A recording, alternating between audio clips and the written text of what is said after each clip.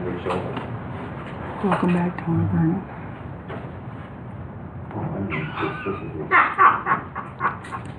Well, I don't know. It might work. Universal. Universal color. The way most people do that, you know? Yeah. Okay. We're looking for money, so. It's on. It's working. This is working. Are you ready? It's not time. Okay.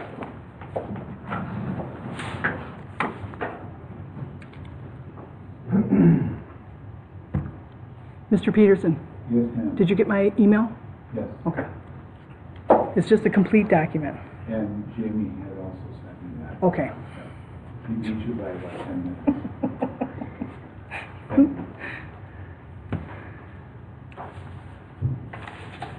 You guys can talk, you just can't say anything fancy. Inspections ago yesterday. That's why we can't talk. That's why they're not. He didn't get a chance to talk to Matt.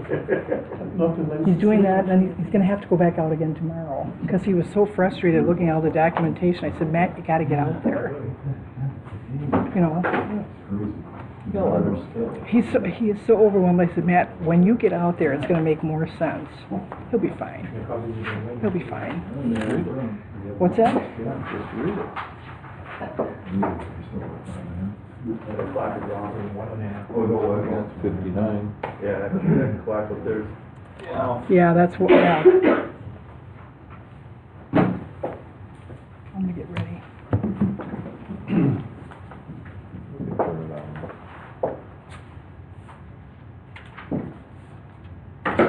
6 o'clock somewhere. Yeah. Gentlemen, are you ready? Yeah. Bill? Vernon Town Board of Supervisors meeting for July 20th, 2017. We'll come to 6 p.m. We'll come to order. All rise for the pledge of flag.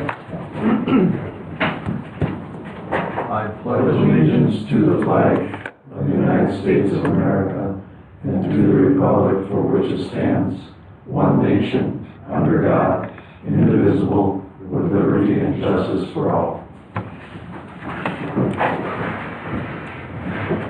roll call. Chairman Thomas Bird. Supervisor Jeff Millies. Present. Supervisor Gary Wiley. Present. Supervisor Ed Moline. Present. Supervisor Bill Craig. Mr. Chairman, you have a quorum of your board present. DPW Director John Henneberry is with us also. All right, open meetings compliance. Mr. Chairman, the agenda was posted inside and outside the Vernon Town Hall, to the media, to the Town of Vernon's website, to other entities within the Town of Vernon. You're in full compliance with the open meetings law. All right, thank you. Just get this microphone here. Okay. There will be a closed session later tonight after tonight's meeting in Town Board to consider possible action on a motion to convene into executive session under Wisconsin State Stat 19.5, Pren 1, Pren E, deliberating of negotiating the purchasing of public properties, the investment of public funds, or conducting other specified public service, whatever competitive or bargaining reasons require a closed session, more specifically negotiations for a board agreement with the village of McWanago. Participating in the closed session will be the town board and the town clerk. All right, public comments, item 6. Any public comments? Are there any public comments? Nice to see a lot of people here. Welcome. No public comments, all right. Item 7. Miscellaneous matters. The following matters will be discussed and possible action taken by the town board unless otherwise noted. Item A, authorize town chairman to sign the EMS billing service contract. And with that, I'd like to invite Eric up from EMS billing. You just state your name and who you're from, and then we'll just let you have your presentation a little bit, and we'll go from there. Thank you, Mr. Chairman. My name is Eric Kiefer. I am the Marketing Director for EMS Medical Billing in Milwaukee. We have had the honor and the privilege to represent the town of Vernon as your EMS billing firm since 2012. We've been through two other contract cycles, and it's been a very, in my opinion, a very fruitful and positive, successful business working relationship. When we first came on board, we were replacing, which was a very good ambulance billing company, or a billing company at the time, but we brought one thing to the table that was a little bit unique, in that we provided the fire department with its own electronic patient care reporting system that we had invested in ourselves and trained in ourselves, provided that to the fire department, trained them how to use it, and they are still using that product to this day.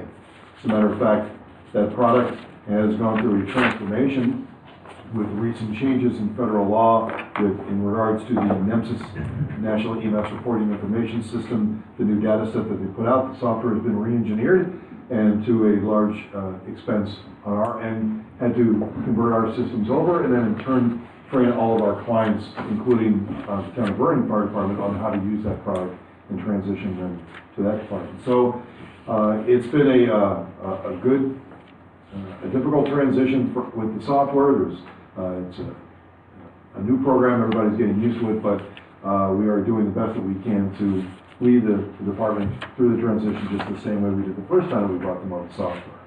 So we think that relationship continues as well. Our revenues for the town have been going up every year. We've been generating additional revenue for the town each and every year. We did have a small slide back in revenue for 2016 by about $20,000. So when I dug into the numbers to find out why, you had a number of less calls in 2016 that were billed to commercial insurance that paid on average about $1,000 per call. So that by itself contributed largely to that shortcoming. But also, to be perfectly transparent, the town of Vernon and the village of Waterford entered into a proctoring paramedic intercept agreement to where Waterford that had some joint personnel, Vernon would transport, and the town of Vernon would proctor them on that. And there was an agreement, there was a reimbursement agreement between the two departments, and we were made aware of the billing arrangement, and we had made some errors initially in how we billed those out. So we're working with Waterford to correct that, and to where the town of Vernon is actually due some revenue coming up. So how much money that is yet to be determined, because we're re-examining those trips again to make sure that we bill them out incorrectly and that we've corrected the issue. But we feel that we're on the right track to correcting that issue and getting Vernon the revenue they need. So nothing we can't correct. But that was a bump in the road in 2016. Other than that, we come before you with a contract that is expiring in August, and there is a auto-renew clause in that contract that I thought that you might not want to exercise without your okay. So that's why I contacted the clerk and suggested that you have the option to exercise that, but the board can exercise that option. We chose to not exercise that particular option and present you with a brand new contract that is word for word similar to the exact existing contract, except for our new executive director, who is the new signatory of our company, replacing our CFO. That is the only change within that contract. So the terms are the same, the fees are the same, and the term of the contract is the same. So we are here before you to ask for your approval for that contract, and if there's any questions or concerns that I can answer for you at this time on the contract or our performance, I'd be happy to. So you held your fees for your percentage? Yes, sir. Okay. No changes in the billing fee or the collections fee. That all stays consistent. And can you explain a little bit more about that? What happened in Waterford then, or is he, yeah? Yeah, sure I can. So let me preface that by saying standard intercept agreements are very easy for us to do. For instance, the intercept agreement you have with East Troy. Whenever East Troy would call you and you would show up, and a paramedic would jump on board East Troy's ambulance and they would transport. Vernon does a run report on that we can see, and that is a standard $450 charge. That is very easy for us to bill because the documentation is very clear. This relationship between Waterford and Vernon is very, very unique. It involves a proctoring relationship, And I would think Chief Hayes might be able to explain that part of it better than I can from a medical standpoint. But the relationship between Vernon and Waterford is more of a proctoring relationship. And there's different scenarios that can occur. Vernon can jump on board a Waterford ambulance and transport, which would then be a certain charge, or Waterford could perform paramedic services all on their own with or without some guidance from paramedics from Vernon, and that would be a different charge. And how that is communicated to us through the documentation is then tells us how to bill. So prior to that relationship, we set up documentation standards that we thought, this is how we are interpreting this to be, this is how it should be, when we see this, we'll bill this, when we see this, we'll bill this. Basically what had happened is our biller had just misinterpreted the policy from day one and billed a number of those intercepts, or those proctoring intercepts at the $150 level when they should have been billed at the $450. So those did get billed at the $150 and did get paid for majority by Waterford at the $150 level. And now we are going back over those. I edited those and audited those trips myself, found what I thought was the errors. We presented that to the Chief of Waterford and his staff. His staff is now reviewing my audit to make sure that I got it right. So now we're in the final stages of determining that those trips in 2016 and some in 2017 should have been billed at the $450 level, which will then turn around and come into a new invoice that will be presented to Waterford to pay that bill. So that, in essence, was our fault for misinterpreting the policy. We take full responsibility for not billing those out appropriately. That is the end result for that. We've since then met with both departments to re-educate ourselves on how that is supposed to move forward from this point forward. We did do another audit of 2017. We did discover some of those errors. We're continuing, but for the most part, the vast majority of those trips in 2017 were billed correctly. So it's a matter of fine-tuning. So I believe that we have the issue corrected at this point, and one of the ways that we are making sure that these get billed appropriately is that these intercepts, when we see them, are being segregated. Instead of just going through the standard billing cycle, they're being pulled out, they're being segregated, and then they're being presented to both departments, so both departments can agree that this was a $150 charge or a $450 charge. It's going to come back to us, and then we're going to get that billed out. So that's one way that we're trying to mitigate the policy at this point, just to make sure that these get billed appropriately. But I can say, in my 20 years of doing this job and billing intercepts and regular trips and interfacility trips, which are typically the most complicated to get paid, this is by far the most complicated type of arrangement for a billing person to try to keep track of, just because of the different scenarios that could occur. It's no excuse that we didn't get it done, but it just presented more opportunities for human error. In regard to the back pay, is that going to be, will we be able to collect that, or is that just a wash? It should be able to be presented to Waterford. To see if they will accept. Yes. I can't speak for the end result. Do we have any idea how much money we're talking about? When I initially presented the option, well, the initial audit, if Waterford backs up my findings trip for trip, it was about $9,000. Okay, so it's a significant amount. Yes. If they don't, is CMS billing going to step up on that, or? That's a fair question. It's a fair question. Your mistake. I have not discussed that possibility with my management, and I don't have any official comment to that. I'm curious. So are you, Eric, actually contracted with the village of Waterford to collect their accounts, or? We are their official billing service. You are, as well, okay. yeah. So we bill for their standard transports and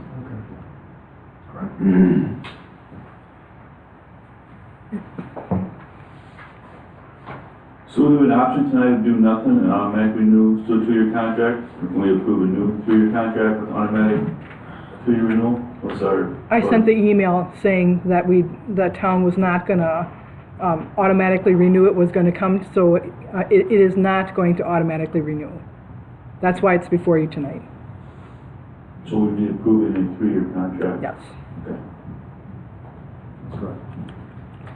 And I just did want to state for the record that EMS billing does a significant amount of information for our audit, which was never done previously, and they work diligently with our auditor, and I want to thank Eric and their company for having accurate numbers as it relates to true chargebacks to revenues. What's the term of this contract? I was Three. trying to look through here. Is it Three. going to be another 3 years? Yeah, 3 years. Could we, 20 again? yeah. Could we still have that automatic renewal option in there that we would have to look at this again in 3 years, or? Yeah, yes. Can that be taken out? No, the difference is we now have a toggle sheet. Okay. When Eric mentioned that, now we have a toggle sheet of every single contract that the town Okay. has. So you have automatic Right. hands-on when they.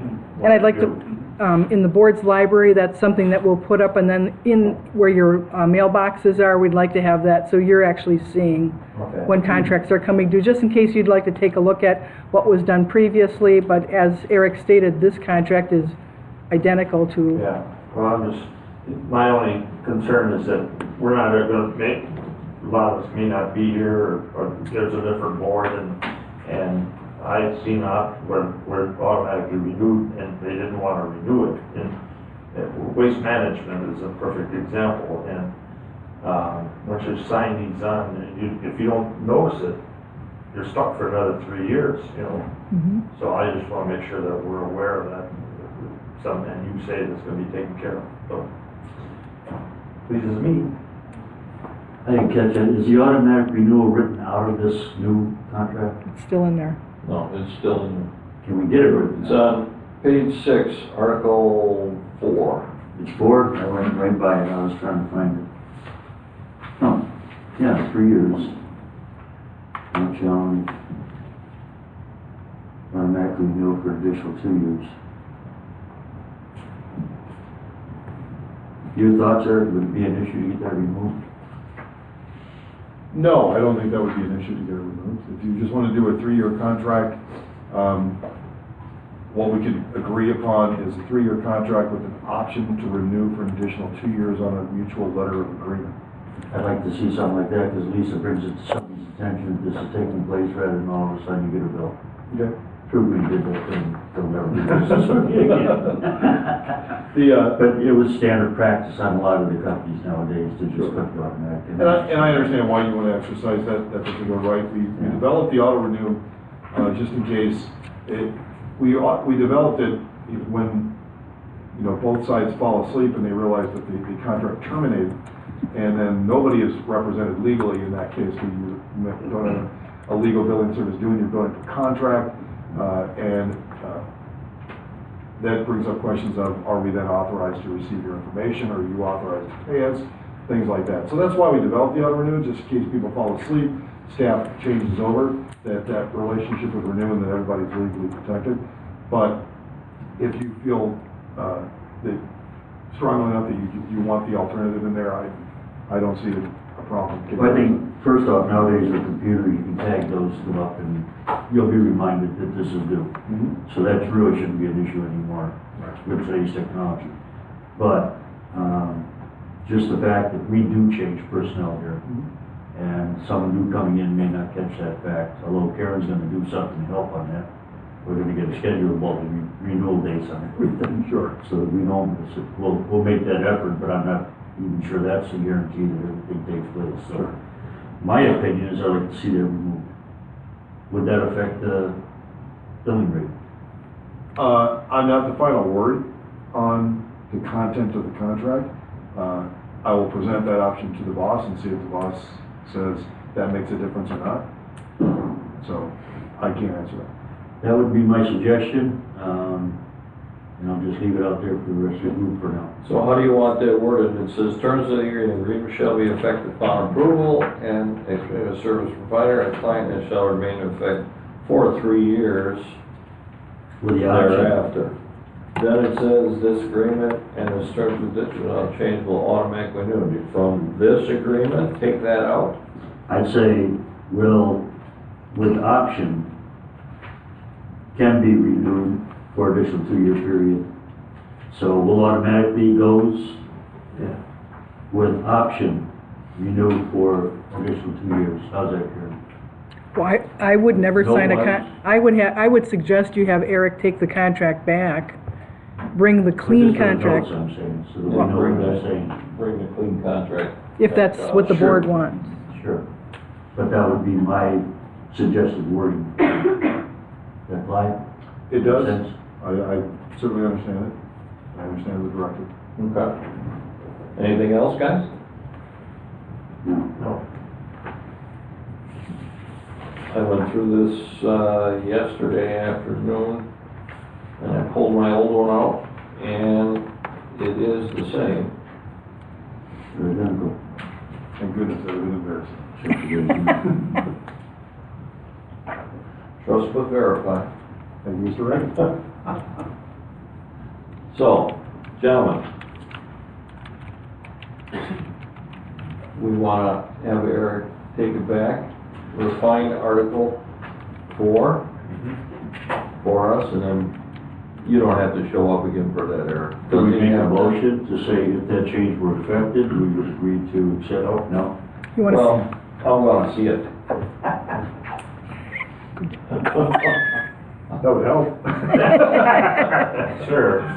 On the silver. Words are words, writing is writing. Just trying to throw you in there. I think it has to come back. Yeah. It has to come You back. you can give it to the clerk and we'll put it on the next agenda, and if we get it done by. August 4th. August 4th, Yeah. Contract expires August 13th, okay, so you have, so we'll get it That's done. what we got time. So, right? Yep. August 13th. okay, So, that sounds good. Vote on that? No, it's accepted. Just make a motion then. I made a motion, was it second? I didn't hear What that. was the motion? To change the wording on the contrast. In Article 4? Article 4 to the specific wording. Okay. And you understand the wording, Eric? my understanding of the directive is that I'm to remove the auto-renew language and replace it with the option to renew the contract for an additional 2-year period by a letter of mutual agreement. That's got a photographic memory. Autograph. Should the motion just be to table it to August 1st, the next board meeting, when we have the new contract in place? Yeah. But he still needs direction, Problem. and I'd like the direction to be into the minutes. Okay. It's fine with me. Okay, so, we got the direction that's in the minutes, and you're motioning, that motion plus the table, till the next agenda. Right. Okay, is there a second? I'll second. Any more discussion? All those in favor? Aye. Opposed? Ayes have it. Thanks Thank for you, everyone. Thanks, Eric. We got you. The fees. It's only, it's almost 20 after. I appreciate it very much. I appreciate you putting me, up on the agenda. I have to train a client tonight and win late, so thank you for giving me the opportunity to go over it. Thanks for coming, explaining My all pleasure. that. Thank you. Appreciate it.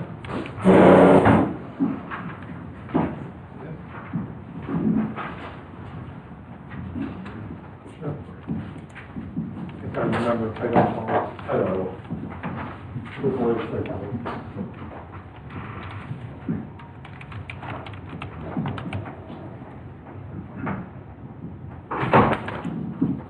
Okay. Let's see here. Item B, bartender / operator license for Nicole Nutshell? Nutshell.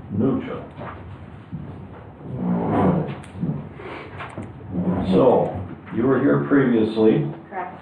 and you have a court date pending, and we didn't act on anything till after the court. So, can you tell us what transpired there, Nicole? My most recent court date was July 12th.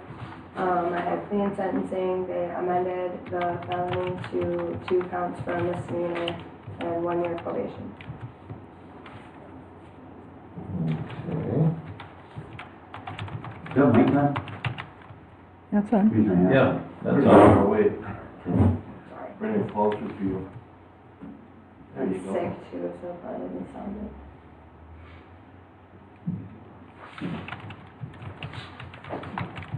So there's no, it's just, you see the probation officer and, Correct. okay. We'll have to maintain absolute sobriety as well, the whole time. Okay. Gentlemen? Any comments or questions for her? This is the fourth time applying for it, or? No, I previously held a license through you guys for 8 years.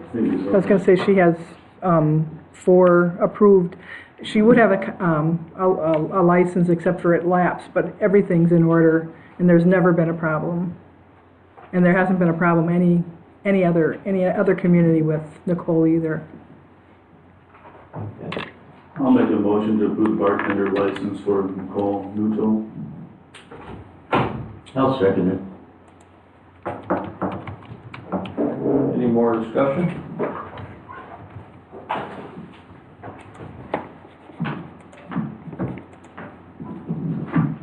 All those in favor? Aye. Opposed? Ayes have it. I've got one question here, Madam Clerk. On the form, on the front, with that license lapsing, and I think we talked about this with Mr. Macy, there's a box to check for new license. Is that appropriate to check that?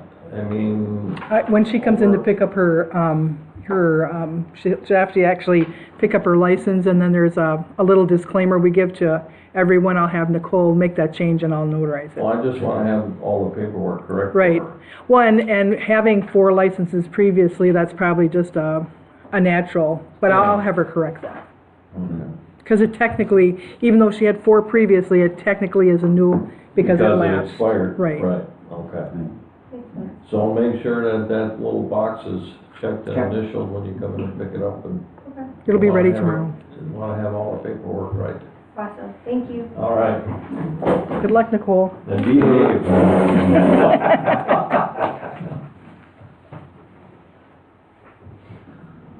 Item C, site plan of operation, amendment request for Chris Peterson, Edgewood Greenhouse, for the construction of additional greenhouse structures on the subject property located at South 94 West 27495 Edgewood Avenue, Waukesha. All right. Good evening, Chris. Good evening.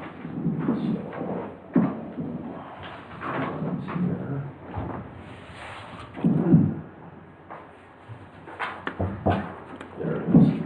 Yeah, the planner just submitted just a clean copy. It's identical to what the plan commission approved, Mr. Chair. We just got this tonight, so I'm gonna take a little second here, Chris. How's the fall business? Pretty wet. I just wondered. Okay, that's what Jamie was gonna put in there. It's, town policy and comments. The Town of Vernon Plan Commission recommended to the Town of Vernon Board approved on the site plan of operation. Member request for Chris Peterson, Edgewood Greenhouse, the Plan Commission recommendation included the condition prepared by the town planner and comments submitted by the town attorney dated on the following staff recommendations. All right, then we have, which would be,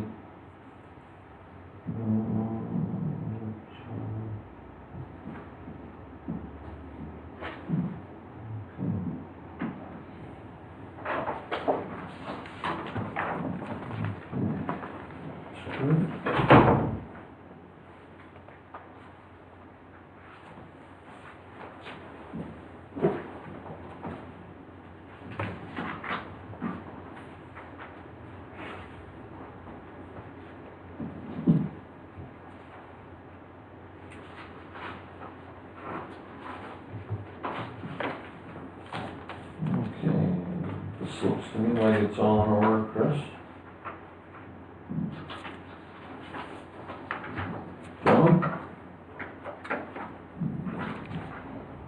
comments or questions?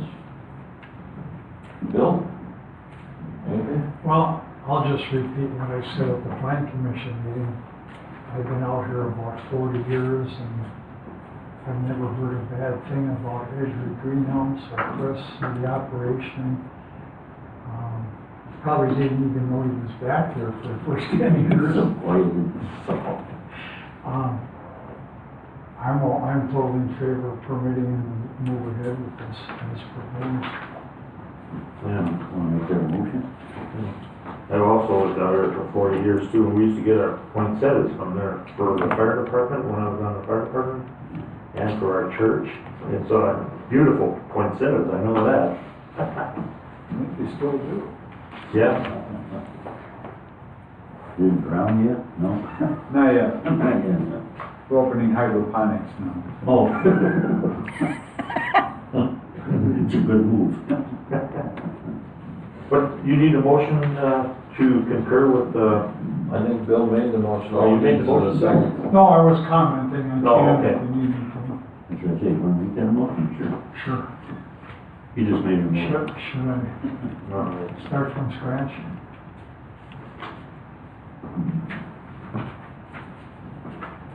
Do you want me to repeat what you said, Bill? Sure. Supervisor Bill Craig moved to concur with the Town of Vernon Plan Commission's recommendation of July 12, 2017, with the 14 conditions stated in the motion of its recommendation to the approval of the town board. Now, do we need to add to that, Karen, preparing a new site plan, tying all the things that were under Waukesha County zoning?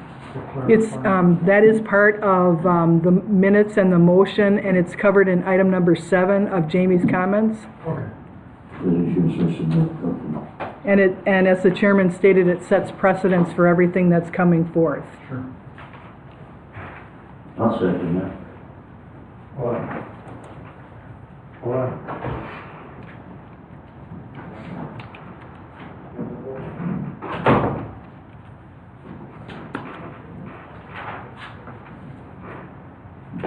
Sound good?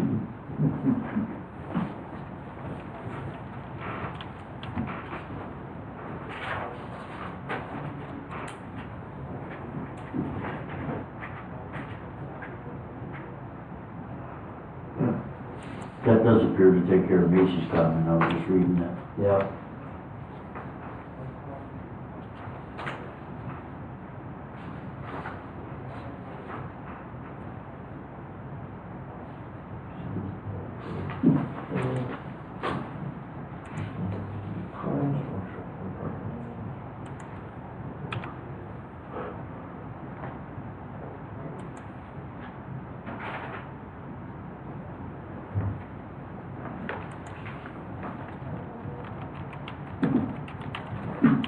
Okay.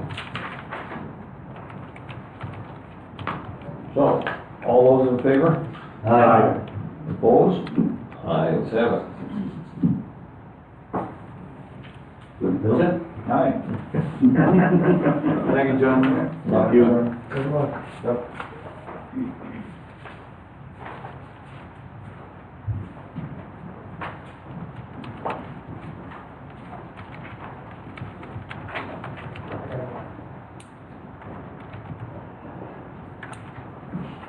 All right.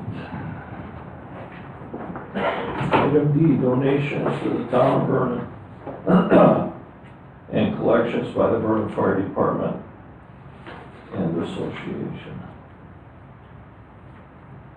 That's item D. You want to step up, Pat, just state your name and your rank and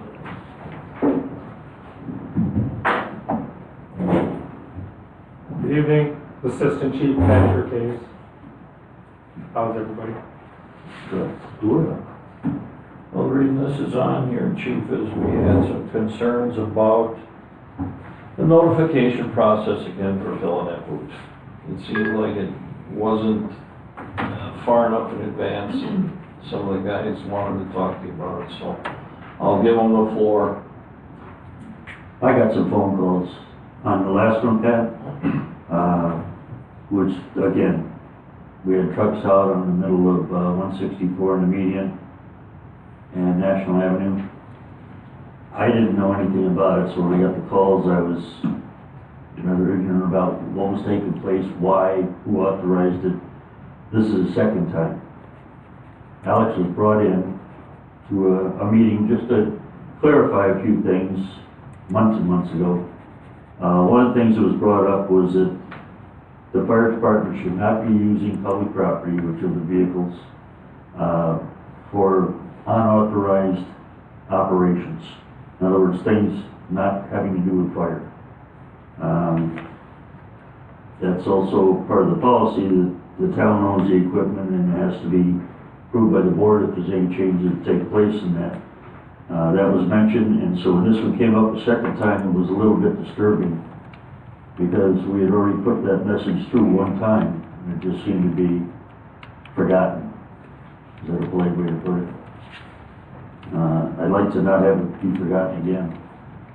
So, anytime they're planning on doing something, our lawyer brought up a very valid point on it. If someone were to get hurt during that operation, it's not a fire-funded operation, so it's a kind of a private thing using our personnel. So if somebody would get hurt, end up on workers' comp, we have an issue. So it's really something that has to go through the town board, and I'm not sure we really get approval because of the reasons the lawyer pointed out to us, but let's at least follow procedure on it. That would be my comment. Understand? Well, I had the same concern. My biggest concern is the liability. I went through that intersection and I actually threw some money in a hoop. They picked a real good time to go when there's a lot of traffic and everything, and those guys are out on the road. What I'm concerned about, the nature of the people that drive these days, they're not paying attention to what's happening in front of them. What happens if one of our guys gets clobbered by some person texting or while they're waiting for a stop and go light? To me, it's not a thing that we should be doing. You know, I'm scared to death after seeing what happened to our workers' comp claim on a previous person that was on the department that we're still paying for. And if something like this would have happened where, you know, it would be probably, we would probably feel the worst about it because we authorized it or we said it was okay. I would just assume that when the partner wants to do stuff like this, if they come in and talk to the board, the chief should understand, you know, what the policy is, and he should come and ask the board, what do you think, guys? You know, is this something that we can do and let us make the decision? Take the onus off of the fire department if something happens to the fire department personnel or equipment or anything. They don't have to answer to the public, then it's on us. We can answer for the board. So that's my opinion where we're at. I'd like to add one thing if I could, because when I talked to Alex about this, I did call him on it. He mentioned, well, I don't understand the problem because I told everybody about it. Well, I asked everybody if they had heard about it. Nobody had heard about it, but he did send an email. I believe it was around 2:30 that afternoon. All the calls I got was before that. So it was kind of after the fact. That, not real helpful. No, I agree with what Gary and Ed said. Bill? Well, I have to concur with Ed and Gary. Liability is a huge, huge issue. And I think we need to adopt a policy that we don't want it done, period, simply because if the board doesn't approve it, now we're in deep trouble. Yeah, that's what makes you go. And if it's happening and we don't know about it, not approved, we're in trouble for being ignorant of what's going on in our own township. Yeah. So, as hard as these guys work on it and need the extra funds, I guess I'd have to say let's have a policy that we don't do anything that's putting anyone out there in danger. I think Gary made the excellent case of the workers' comp thing we're still under. It's scary. It's scary, but, and there isn't, we're not even involved in a lawsuit over that right now. Imagine, Enterprise are up imagine there. if we had workers' comp plus all our legal fees on top of it all. So, If I understood correctly quickly, it wasn't even for the fire department, it was a fundraiser for veterans or something. That is correct. There are two different things that fire departments nationwide that will do this at intersections and things like that and collect for MDA. That's a nationwide thing. The newer thing is this veteran where they raise money with, I believe it's Home Depot, and they collect the money, and all that money goes to be building a home for a veteran that was wounded in war, and they build these houses for him. So those are the two things that, as far as I know, we've collected the funds for. For those of us who know the history of collecting with MDA and the old department, it's always kind of been a thorn in my side about doing it. I think there's too many opportunities for things to go wrong. I will pass on your comments. I've written most of them down. I will make sure he understands. Just so everyone is aware, I was not aware of this happening until I got a text the day of that they needed help doing it. So, And I think the calls were probably driven from the history you were talking about, more than standing out there that day, that just brought back the memories, so. I know somebody else Without next beating a quarter dead collection. horse, you know. I wonder Thanks, too, Ken. if the department made the, I don't know what it would cost to do a mailer, or drop in the boxes, but make us aware as residents of good causes like that. You might pick up more money with $10 donations from people in food collections. Yeah. I think people would be very sympathetic to it. I don't know, Gary made a very good comment last meeting and really did a lot of thinking. It's just, we are really sticking our necks out for it. Well, I think the consensus on the board that we don't want our firefighters out there, and that's number one priority. We don't want our people out there, our employees out there with even a whisper of standing in traffic that could get hurt, period. I don't want anybody getting hurt like that. And then it's the town's equipment. It doesn't take anything for somebody to be texting on their phone or running the back or running the side of one of those, anything like that, or something goes on, a carjacking or something, and who knows? But I don't want anybody doing that, period. Those are my thoughts. There's other ways for fundraisers to work, and, I'm not saying anything that both of these were not legitimate and good causes, that's not it. But I think with the way things are, people, the first thing they do, the lawyers are chasing the ambulance down. So, and town's got the deepest pockets out of all of them. So. One call, that's all. Don't give them any more press. Too much TV. So, the priority is our people. We don't want to get any of them hurt. Yeah. And everything else is secondary, but the people are the priority. I completely understand.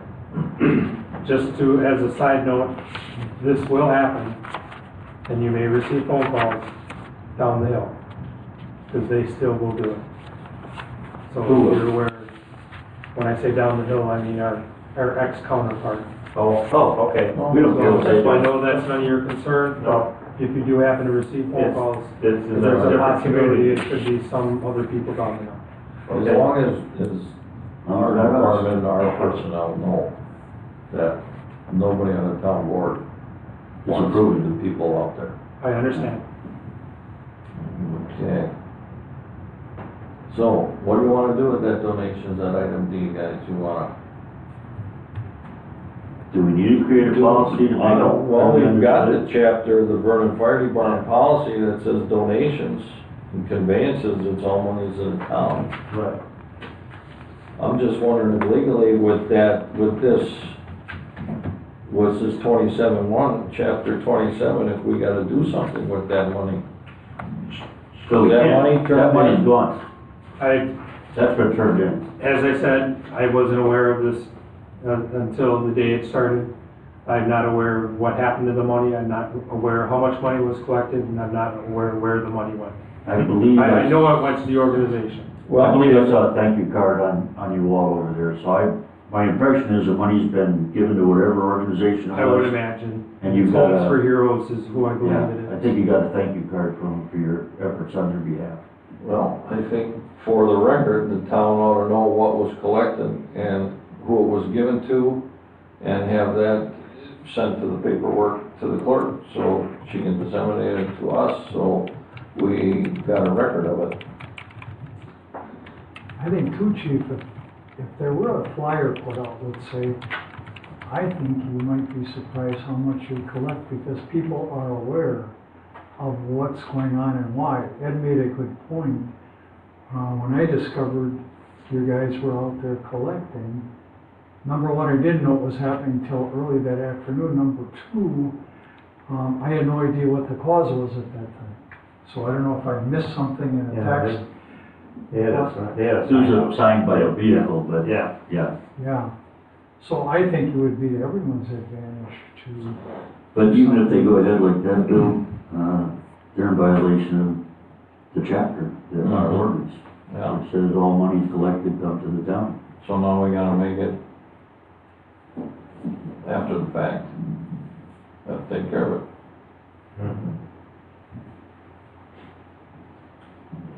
We just don't want it to happen again. I think I got that. Okay. Well, I can't say it enough. I hear you.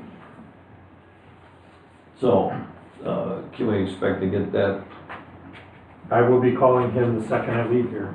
we get that next week? Because that's another issue that, I know that is, we've got amending the ordinance for donations to the town of Vernon. I put that on there just for the simple fact in case somebody felt that that should get amended so that they could do that, but it doesn't look like we're in consensus that we don't want them out there at all, so I don't think we have any action on that one. Right. Pancake breakfast. For reference, if I may, that's, chapter 27-1, item F. Can you hold on a second, please? Chapter 20. 27-1, Vernon Fire Department, item, or letter F, We get at the top. reads, gifts, donations, and conveyances, any monies or other properties of whatever nature that is gifted, donated, or conveyed to the Vernon Fire Department shall become the property of the town to be accounted for as all other public funds. That's useful, Black and white. He's got Gave it to me, thank you. Okay. just so you can give them documentation on Oh, I will. Okay. Next thing we got is pancake breakfast. So, we have, in our newsletter going out that, we have the pancake breakfast. Who is the benefactor and who runs that? Can you give us a little bit of, I know it used to be the auxiliary, but, can you just tell us what's going on with that? So the monies that are raised by the Vernon Fire Department Firefighters Association, which is the members of the fire department or members that, past members of the fire department, does this fundraiser every year where they go and get all the food and all the stuff, pay for it all, and then I think all of you have been there. Have the pancake breakfast. The money we make from that goes to the Firefighters Association. The money that they spend that on are things like stuff for the weight room, the workout room that we have at the station now, some of the things for the new kitchen, and the Christmas awards banquet that we do every year. The members and past members are able to come to this banquet and get their, service awards for 5, 10, 15, 20, 25 years. So all the money comes back to the fire department in a certain way. But my question is, with this that you just gave me, mean that all the monies that they're making, the firefighters association are making, need to come to the town board? That's what it says. That's what it Yes, I think we modified it for need to. Everything's a living document, okay? Virtually everything. If I may speak? Sure. I think there's an exception for every rule. I think this is one of them. Firefighters Association is a very beneficial thing for the department members. It's kind of a thank you for all their extra efforts and time and everything they put in. There's a little liability, but you know what? We have a Christmas party at the fire station. There's a little liability with that too. There's a lot of liability in life. It's not as strong a liability to stand out in the middle of the road. But I think it's a little easier to control the liability with pancake breakfast than it is for food collection and things such as that. Past experience has been pretty much proven that doesn't prove to be a big problem. Thinking about some of the stuff that takes place with the kids around and all, potential's there, yeah, but I think you just gotta live with some, life's a risk. I don't know how you put it beyond that. There's reasonable risk and there's unreasonable risk, and I consider I some understand reasonable. that, Eddie, but we've got an ordinance that says I think we modify it. that Or we give it to you and you give it back. the donation, gifts, conveyances, anything like that, any monies. Well, it could be accounted for, brought in, and then put back into the, well, if it goes in our budget though, how do we allow it to be used for those funds without putting line items on it? Do we wanna go that far? Put in a liability account. I mean, we could, but the liability's there for almost anything. You put in an account that it doesn't affect your budget. Okay. So as part of the pancake breakfast too, like you said, there are kids there, and this is our open house for the year. This is the year that we have the citizens of our community come and have a chance to, I think it's an break important bread with our interaction firefighters myself. and see the fire trucks and talk to us, and, Yeah. I mean, this is one of the best things we do year Oh, yeah, round, yeah. besides, Hey, we don't wanna get rid of it, no. Saving Yeah. lives. No. Just how do we work with them though? That's what we're trying to determine. No, I think this is more of a legal Yeah. than But you think Macy already said his piece on this, so he's gonna come back with the same statement that says it's a liability and blah, blah, blah. Put it on staff. Talk about it I at staff. think, Yeah, What's I the always date thought of it was the auxiliary that ran it, so it wasn't, we don't have an auxiliary. yeah. I'm sorry? I always thought it was like the auxiliary that ran it, so Yeah. it was out of the town's hands, more or less. so- Yeah, it's the association, and there's rules governing the association, if I remember correctly. I know there was on the old department. Well, yeah, I don't know if you have, but there definitely was on the old apartment. Alex and I went through those for Jamie. That's how we sold him that truck. But I don't know that it exists in the new one. You guys put them together, you should have a better idea than like that. Are you a member? We all are. That's what I thought. So, you ever attend a meeting? I attended. Who's the head of it right now? That I can use, it was, Kubashevsky, I believe, was, and now I think, Jake Majewski took it over, if I remember correctly. Well, I'd be in favor of putting an exception into F. And we can do it whichever way we like. We can bring the funds in, where you get an accounting of them. I don't know if that's totally necessary. May make some people a little more comfortable with it. And then redistribute it, but, I don't wanna see that disappear. I think it is a good community effort, on their part to get together with them. And I think we just gotta take chances on certain things, and this is one of them. I think there's one thing, like, just wait and have it go to a staff meeting. I'd be willing to let that go there. We'll sit and argue with the attorney and see if he says it's just a dead issue. But I mean, it's done all over. You drive around, there's pancake breakfast signs from every fire Well, department. yeah, I have no intention of getting a pancake breakfast, it's just that how do we control the liability of it, yeah, and the financing. We'll find a way. I wonder if we could, have a category of functions on town of Vernon property versus functions off of town. Well, I was thinking about signature liability or something for people, but that's just crazy. We did it with the ball players. Well, we don't wanna make it impossible. Huh? We don't wanna make it impossible.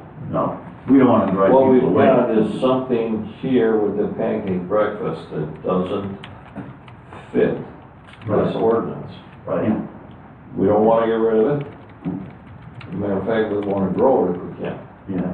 But it's still Try and on town property. Try and stay And within by scope. town, even though they're wearing a different hat, the fire department is still employees of the town.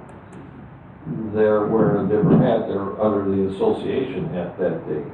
Maybe we look at a different insurance policy to cover an event like that. Well, That one down in Heather Ridge, they This buy is gonna insurance take some policy looking for ball into. games. Yep. I mean, I would ask Mhm.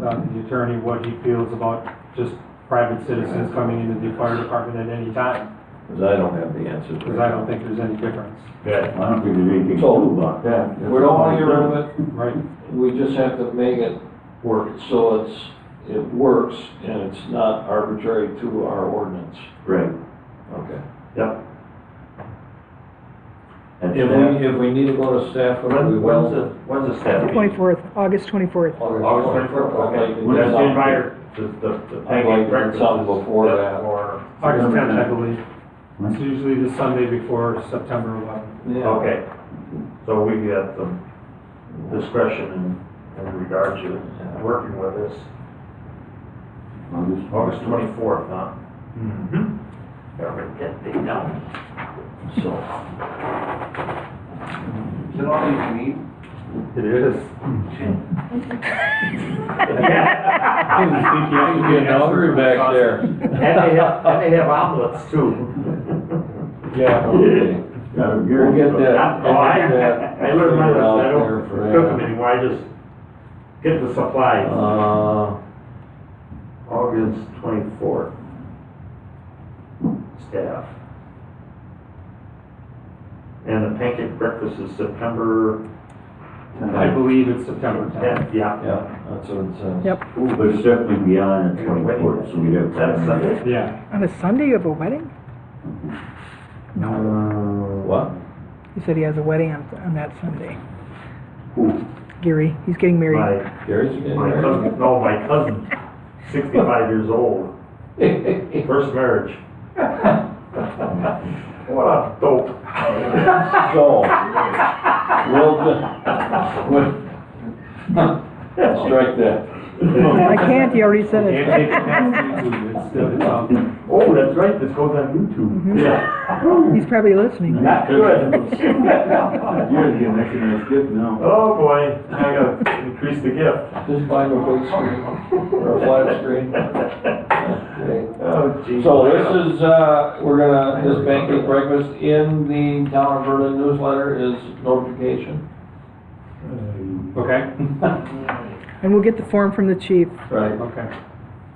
All right, and then we'll work on that. The legalese on that. Okay. Next one is yours also, compliance with zoning Yeah, I'm not leaving. at, Vernon Fire Station 1. How we coming with the cleanup there? So I don't think there's any real difference from the last time I was here telling you about the cleanup. I was told that we now need to get rid of that trailer. I think the usefulness of it is past. It was basically a collection point for when people would throw in furniture, we'd grab furniture and throw it in there and store it in there. And that was used as part of when we'd get a house, we'd actually be able to put furniture in it, make it more realistically when we were doing live fire trainings. There are some training props in there yet, and I believe there might still be some furniture things in there. We are storing stuff in there yet. So we need to look at options for getting it out of there and where we're gonna put this stuff in. We talked at the last board meeting, it was just briefly, the possibility of building a storage shed outside there in that area. Where I talked with the chief regarding what the Boy Scouts wanted to do, and he was looking to possibly put up some kind of, that's when we were talking about an outside trailer.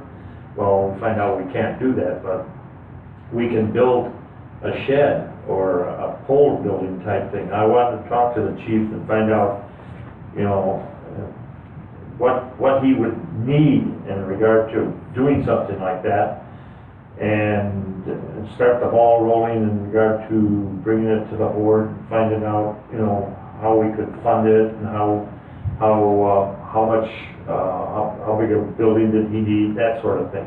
I haven't heard back from the Boy Scouts. They were kind of interested in still continuing on putting a building up. But this would be a separate building for the fire department. I know you guys need storage for some of your items that are being stored, and even inside the building, now that you could utilize a building outside. So it could be done with a fence around it to protect it, or it could be a locked building, you know. But I need to talk with you and the chief and find out what are your needs and exactly how do we proceed, how does he want to proceed from there. But the trailer's got to go because it doesn't conform to our existing zoning ordinance since we went under our own zoning. Okay. What about the other trailers that are there?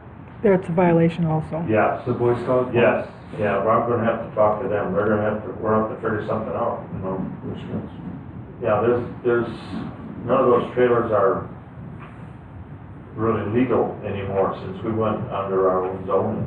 Well, they technically never were, just kind of got overlooked. Yeah, they never were legal. Oh, okay, well, nobody ever Complain. complained. Most of the time, that's when something really happens, when somebody complains. No, So I'll have to talk to the Boy Scouts. a little different now. Yeah. But I need to meet with you and probably Chief Elding and find out what you guys want to do. So basically, the cleanup is ongoing still, or still? Well, with the Because exception of of the the trailer, weather? almost everything is out there. It's out. There are tires outside yet, but like I said the last time, those are used for CrossFit training. Those guys go out there and they. Is that trailer able to drive away, or is that gotta be flatbed away? Oh, I'm sure them tires have been there forever. That thing hasn't rolled. Long time. I'm sure it's gonna have to be, Well, if we gotta do that, we gotta get some bids on it to get it out of there or whatever. I just don't wanna say, hey, come and get this, and then get the bill and have to pay it. I wanna know what's going on. Yeah. I don't want a surprise. And hopefully you can take it out of your budget somewhere. It's your trailer. Yeah, you could end up with a pretty expensive. Well, you don't know, contract I mean, to if we do got. if you like, we can get rid of it and recycle it. No, sounds good, go over some torches and we'll get scrap metal out. He has nothing else to do. Does that money come back into our budget if we recycle it, or does that come from the town board? Sounds. Whose trailer is it? Who bought the trailer? Yeah, I have no clue. Well, it's been there a long time. read line F of the Yeah, I got it. 27 We'll talk about it. Yeah. So, there's other things in the mix there too, you know, you've got the Boy Scouts there, you've got, there's always been, you know, with the sheriff's department using that as a substation down there for parking for the sheriff's cars. At one time, we were talking about going to the county and the sheriff's department to see if there'd be funds there. See, I just don't wanna plop a building out there and then Right, find out we later. do we could've done something something and else. without at least looking at other options, you know? Yep. We owe that to the taxpayers to spend that money wisely if we do something down there, which looks like we're probably gonna have to. But, you know, there's other things involved down there, Boy Scout, Sheriff's Department. Where do we keep the stuff? You know? Did we ever come up with a solution for the storage for care and stuff? I know they were talking about Station 1. I know it's not on the agenda, just quick. That was part of the discussion for the trailer and the storage and all that stuff, no? That's fine. Well, it's gonna be up above, the office out in the bay of the garage. Our mezzanine? Yeah. Building a storage area up there, yes. All right, thanks. Okay.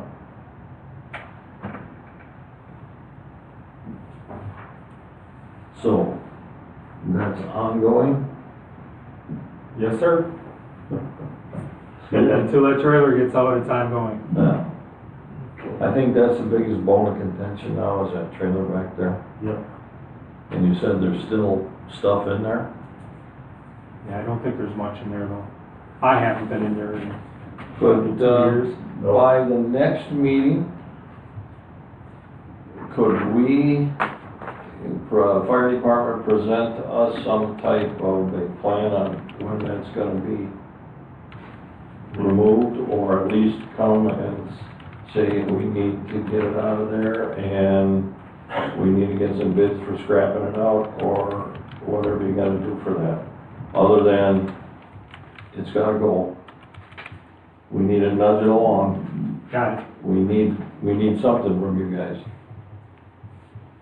Okay, just a simple, then, okay, we don't want to do anything with it, there's nothing, and we want town board to get rid of it, okay, then we know. Okay.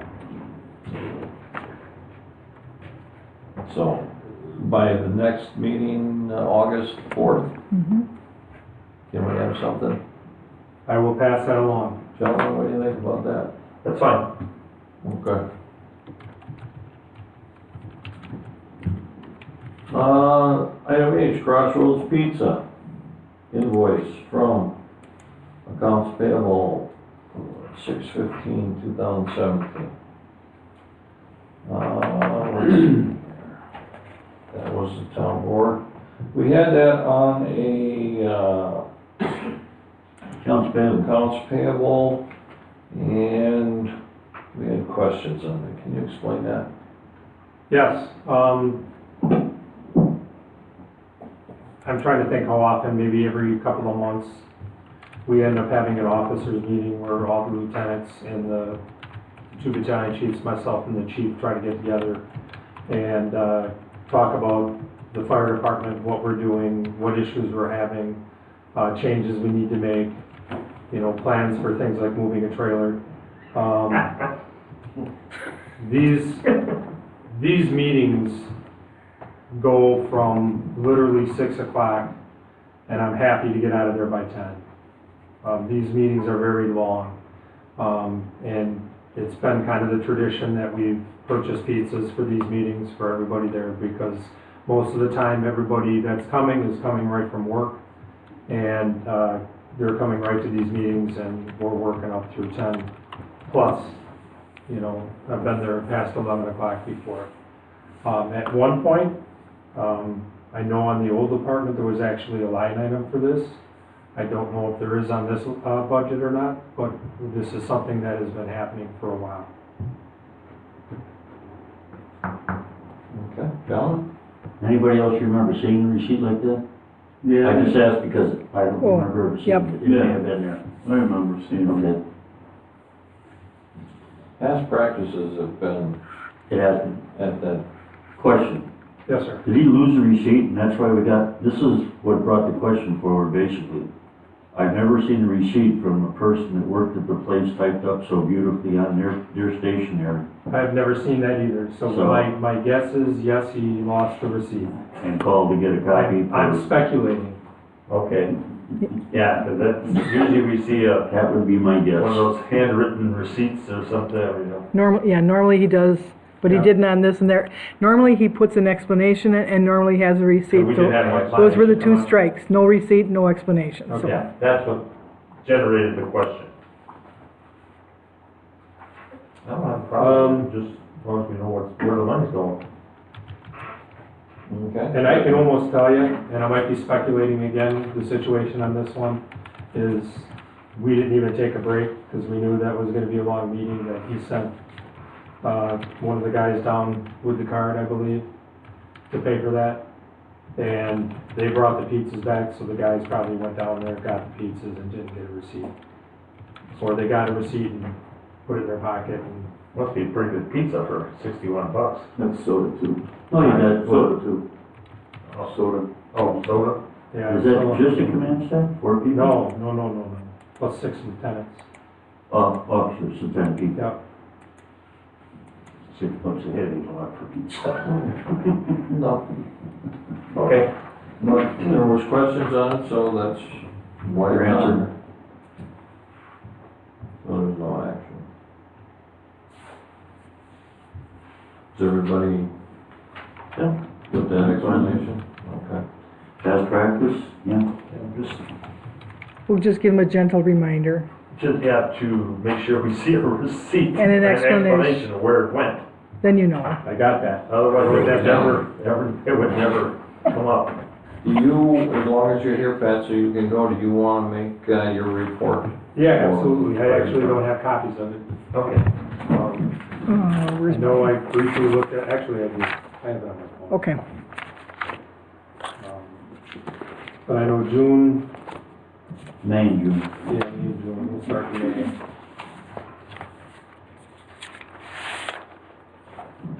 So our run volume continues to increase, like Eric was saying, with our going to our neighbors. In May and June, I know we did, it seems like to my memory, we did a lot of those. As you can see, there were 22 intercepts, 2 motor vehicle crashes. We received mutual aid twice, and mutual aid given non-intercept 10 times, which means those are either fire calls or we directly went with an ambulance. In May, our total calls to date were 362, which is extremely high for our numbers. With 71 calls for the month. Staffing, you guys have seen that. 61 had radiator hose issue that was fixed. And significant calls, 76, which is our rescue truck responded in Mukwonago.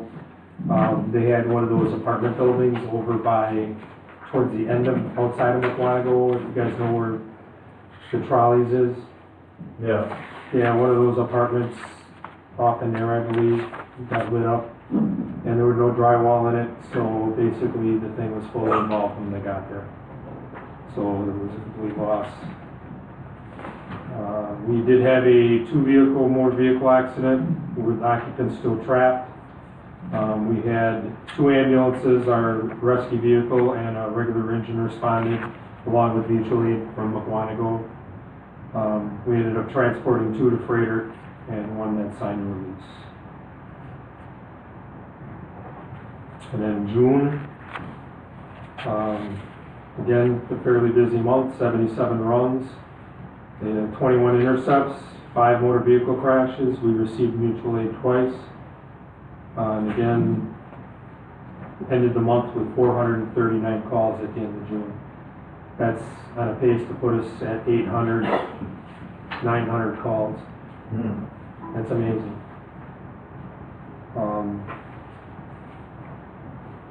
61 again, radiator hoses. Did I open up the same one? No. Okay, so then we had a fire in June. I just happened to get off work early one of these days when we were staffed with 4. And I decided, I have to bring this up because one of our great neighbors helped us out.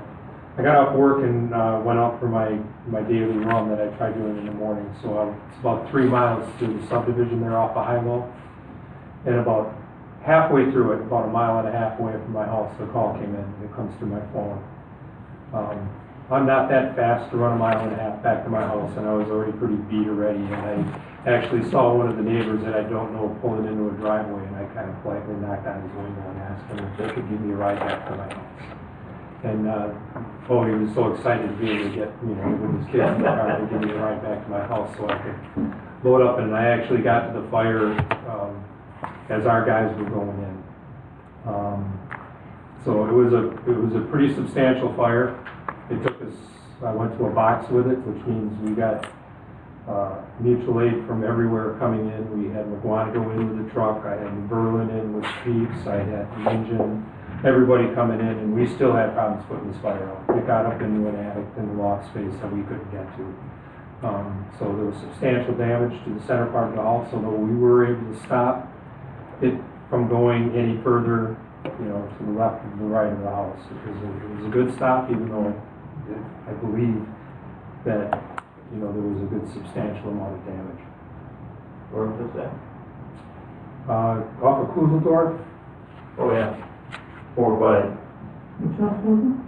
Jeff's area. so, am I saying it right, Kuzeldorf? Kuzendorf. Kuzdorf. Yeah, Stop the playing. first, Donaldson or Davidson? No, you're talking about Carlstadt. Carlstadt, Daniel, sorry, Daniels, sorry. The different, I was gonna say it. My memory's good, it's just not great.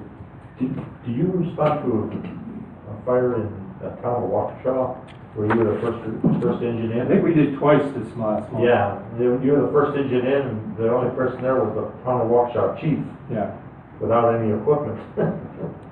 No equipment? like we said in the past, we've been putting out our neighbor's yeah, fires since 2010. Pardon? So like I've said in the past, we've been putting out our neighbor's fires since 2010. Okay. We also did go to Kansasville multiple times to search for that woman, to assist in the searches. They were calling in strike teams and people from everywhere. We were going to call in Milwaukee County Fire Departments to bring people out to search. So I don't, they still haven't found her, right? Haven't found her yet?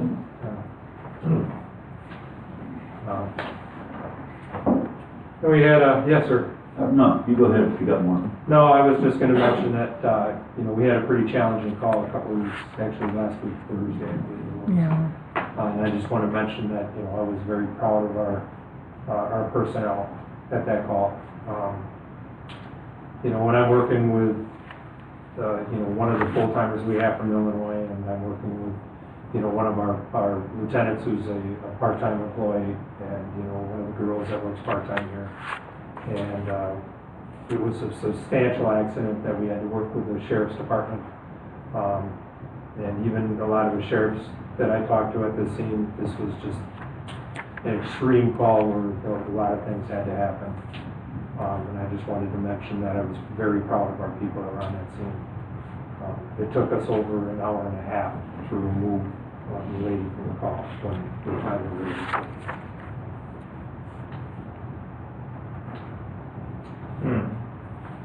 Had I sent an email after we got these, to the chief, copy Karen. We had a joint meeting, I believe you were in attendance at that meeting, with the Health and Safety Committee, and structured what the report was gonna look like from that point forward.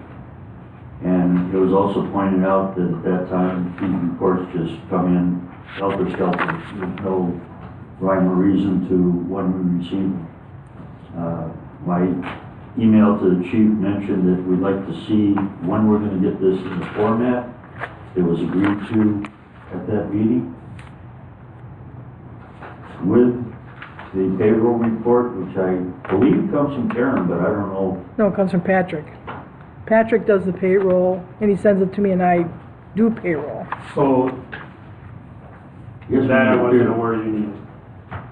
The payroll.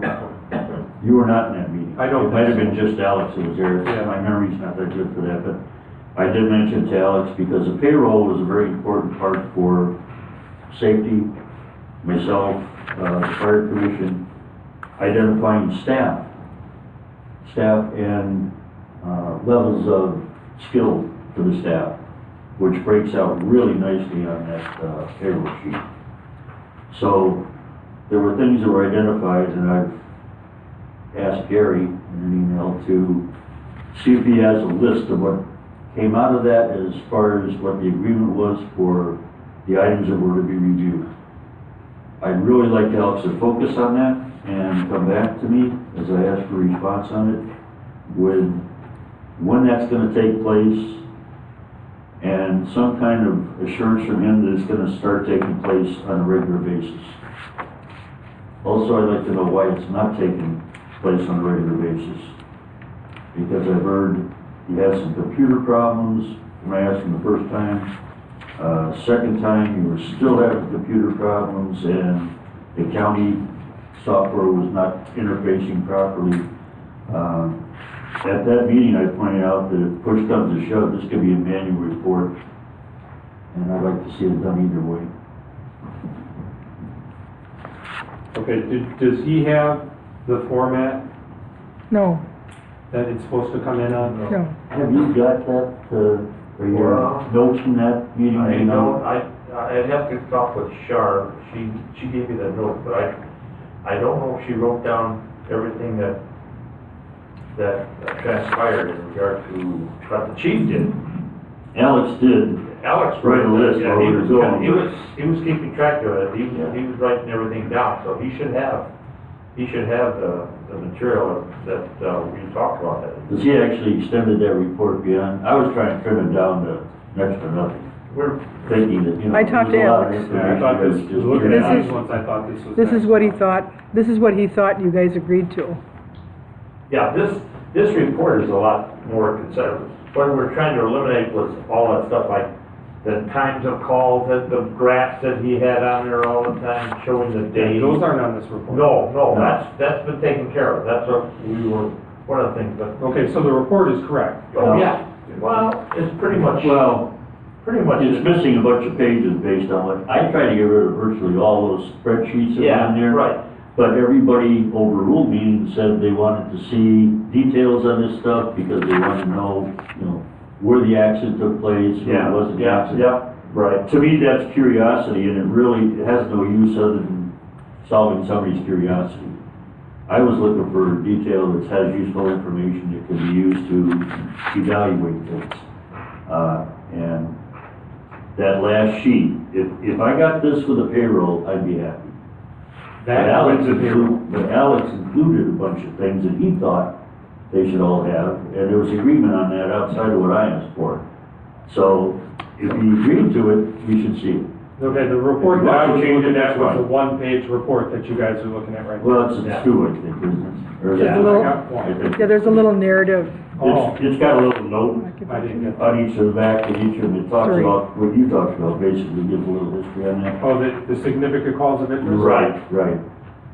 I got that, yeah. So to me, that's fine if you include the payroll. Yeah. And now I'd like to hear from you that you have the payroll, Oh, yeah, that's absolutely nothing for me to print that out and give that to him. and the payroll as. Because I send it was- to her every 2 weeks. But the only thing you should know, and sometimes there's people that are on payroll that are on leave or, Oh, yeah. you know, Yeah, they're not all active members, just, But you'll see they aren't paid then. yeah, and I don't want to remove them because. No, and, you know, Alex mentioned that, and I said, it's easy to look at that and see, okay, these are not active members because they haven't been on duty crew and they haven't been paid. So we get does that count, have we to can be look at part their of levels the, does that have to be expertise. part of the report, or when we do payroll, can't we just copy So, them? Yeah, so when I do payroll, I send it to you, you can just send it to them. Right. So you Or just if you see, want once a month in report, I send it to her every 2 weeks. Well, right, we said once a month, but if you want to send it every 2 weeks, that's fine. You know, it's up to you guys. So, I mean, I I'm just doing like to that see the now. information. We just I'm want, sending it to the clerk now. okay. I mean, she gets it. and I'll forward it on. Yeah. You guys agree who's going to send it, but I want to get it. Is that fair? Absolutely, I get it. Thanks, guys. I'm getting bed sores. And ladies.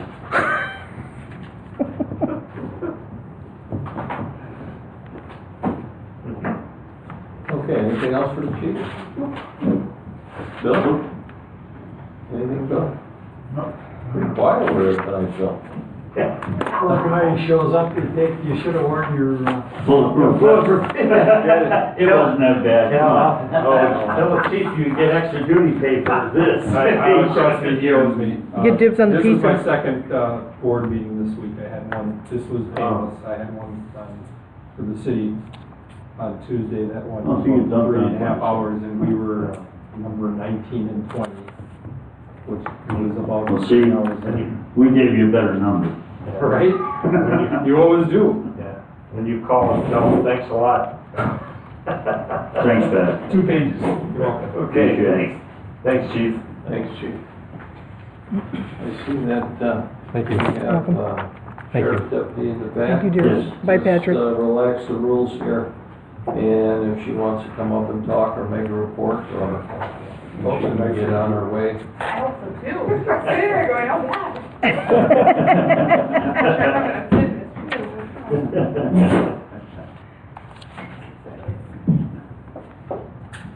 So basically, I was asked to come to talk about the Rumble by the River.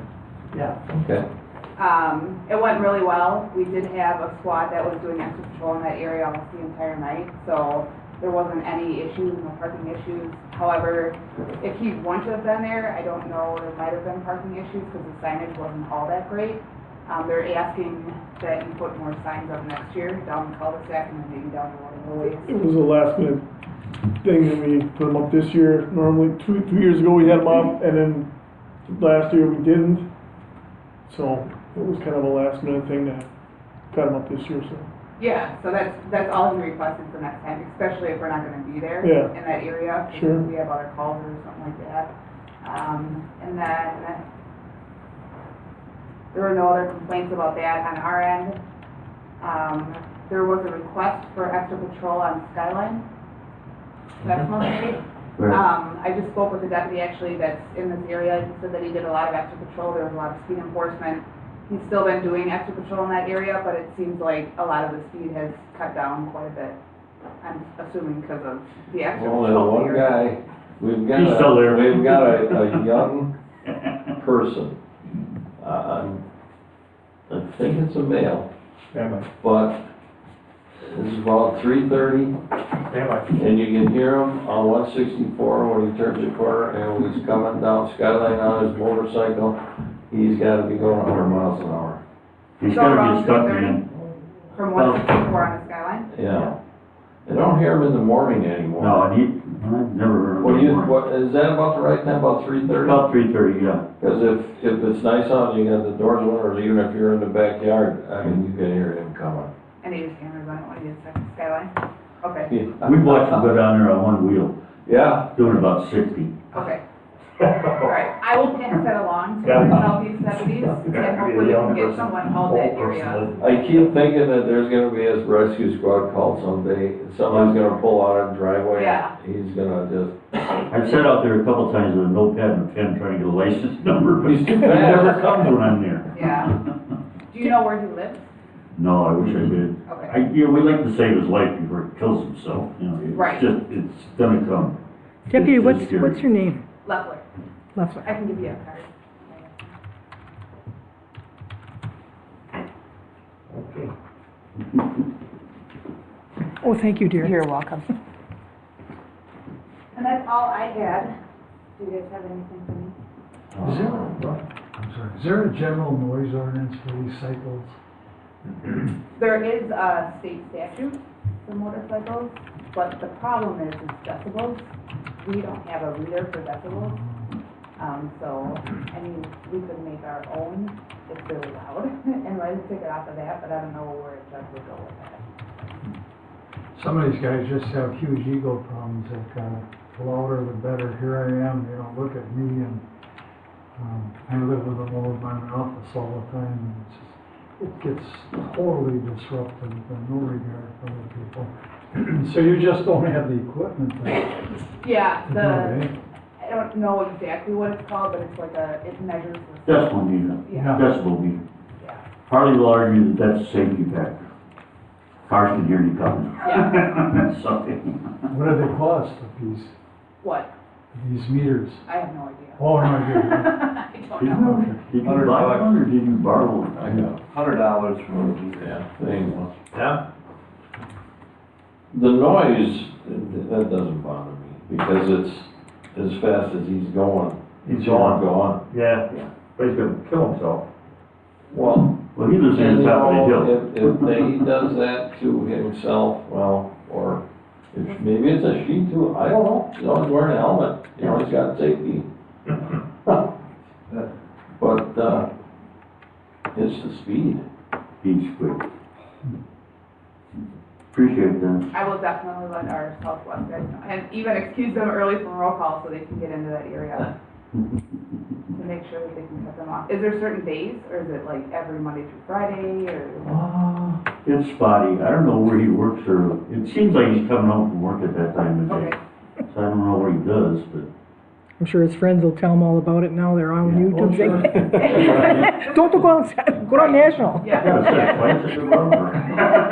And you have my email, so I mean, if Yep. you have specific days where you know, now this is when he comes, just let me know so that I can make sure he gets one out there. Those days. Trying to get a clock on. All right, anything else, Parker? No, thanks very much. All right, Thank you for coming. Have a good night. Yeah.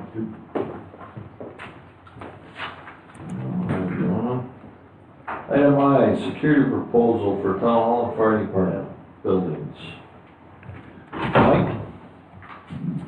Mike Miles. So, gentlemen, we told Mike that we would put this on the agenda after we had our audit. Right. So, I'm still mainly concerned about, getting cameras for the town hall here because of the things that are going on after hours in the parking lot out there.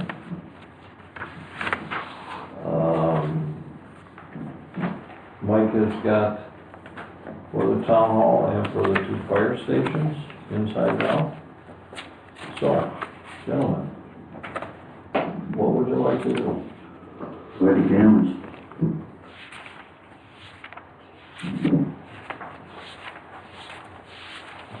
I missed the budget meeting. Did we identify funds for this? No, we do not have anything in the budget, so this would come out of undesignated funds and then he's got his, if you wanted to just do this, building at a time, then we could work on that way, or however you want to do it. You have 3 quotes here. Mm-hmm. Yeah. We can be individual if you want. Yeah, why don't you do that? I noticed on the quotes though, we didn't quote any lift unless you people have a lift.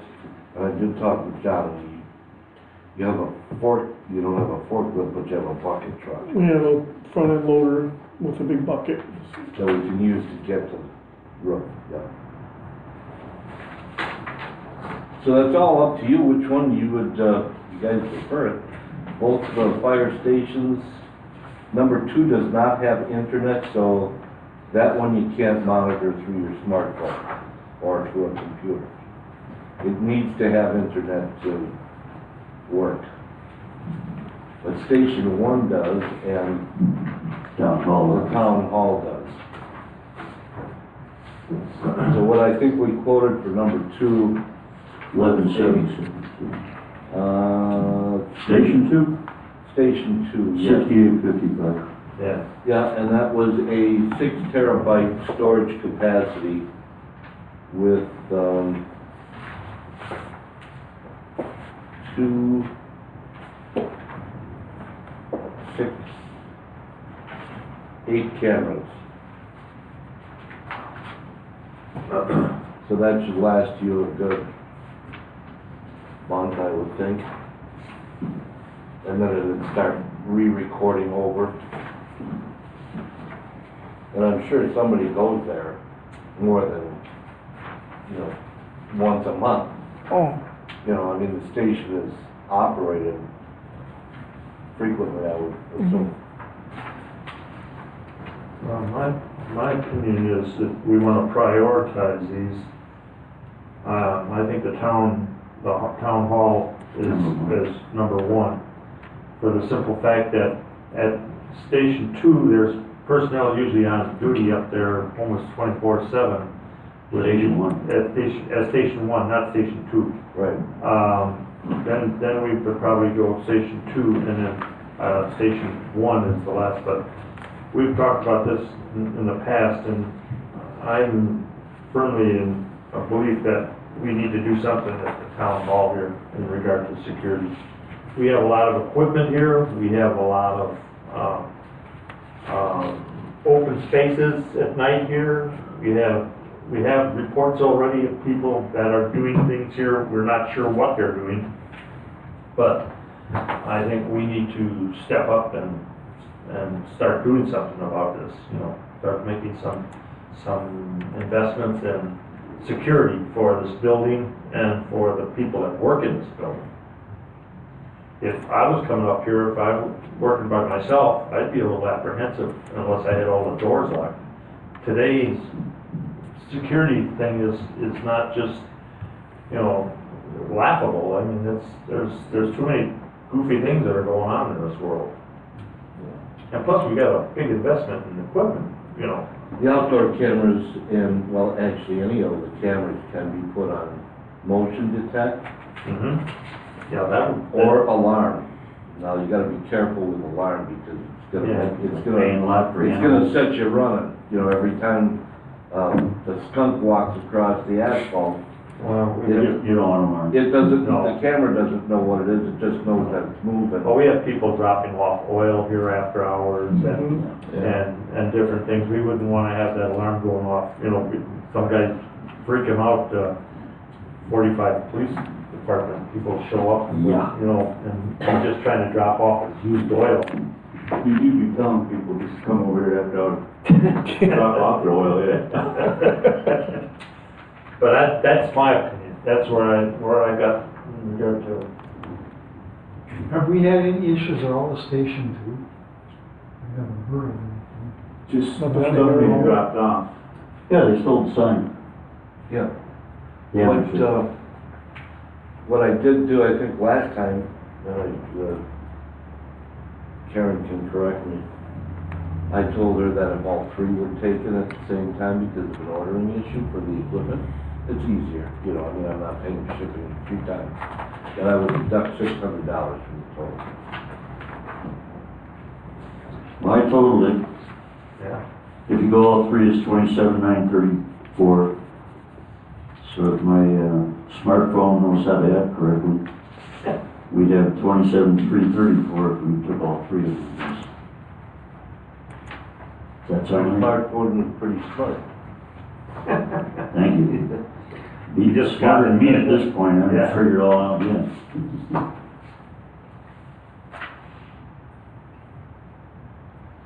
What can we financially afford to do?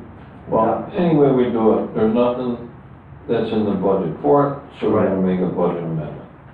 Karen Okay. can go to Howard and do that, and we'll have to make a budget amendment, take out undesignated funds, put it in revenue and expense. Is there sufficient funds in the undesignated Over 300. 1,000? Oh, let's buy a car then. 12.2% That road. of over and above, the auditor would like to see 10% over and above our budget, we're Yeah. 12.2. Well, this is only 10% or 10% of that, so I think Yeah, we got plenty of room, wiggle room here to go ahead and do it. yes.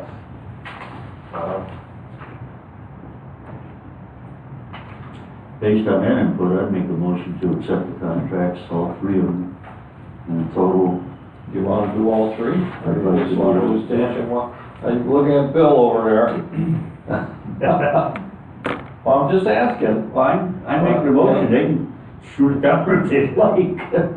How long would this take, Mike? Which one would we like to rule out? Well, Or two?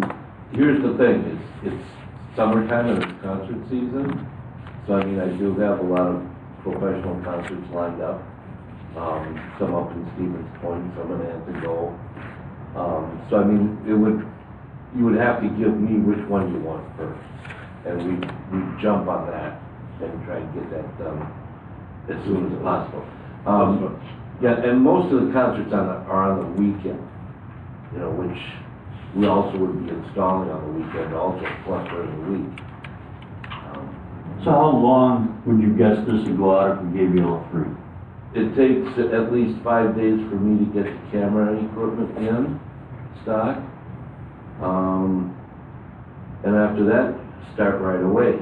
A rough guess, you finish one, you go to the other one, contract are done. Okay. We're talking 3 months, 6 months, Oh, no. 8 weeks? I think we could finish this building in about a week. It'd be totally done. Well, I personally would like to see us go ahead with the town hall, ASAP undesignated funds, and then budget for 2018 for what we want to do with stations 1 and 2. That's gonna change everything on these. I can't follow this. Oh. You know, I mean, quotes are good for 30 to 60 days max. That's it, eh? I mean, these models probably won't even be around in a What year. are we talking percentage increase in? I really don't know. Oh, I'm not the manufacturer, but, I mean, I can assure you that the models would be totally different. They're not gonna hang on, you know, they're not gonna keep saying. Even though in a couple of years, right, you A give it a camera thumb. that's 2 years old to you is something, new technology, because it isn't. Well, at least the idea for budgeting, it should be Say 5%. Yeah. fairly close. Right. Yeah.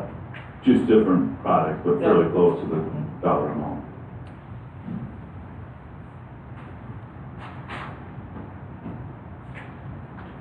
I kinda like agree with Bill, get the town hall done and we budget for the fire stations next year. I'm fine with that. And Because we had talked about paying down some debt on top of that, so we don't want to give it all away. And I'd be a little more apprehensive if that was an unmanned building after hours, fire station 1. But I go past there at all different times, and there's cars there all the time, firefighters there, Police are there. police are there, it's a substation for the sheriff. It still needs to be done, but I guess it's not as high priority as what this building is, as far as I'm concerned. And it gives a good idea what's going on, how much. Fire Station 2 is sitting out there all by itself with nobody. Yeah. Well, we know what goes on here, it's a bunch of young kids acting all the time. I don't think other than the theft of the sign, there's been any major problems out there, to be honest with you. Yeah. But that was just, I don't know, probably some kids screwing around and broke the sign up on us. Now, is there a motion? Fine. I move that we go ahead with security for town hall using undesignated funds as soon as possible. And, And then deal with I'm sorry, the amount of 90, not to exceed 9307. And then deal with the stations 1 and 2 budget rise for 18. I'll second it.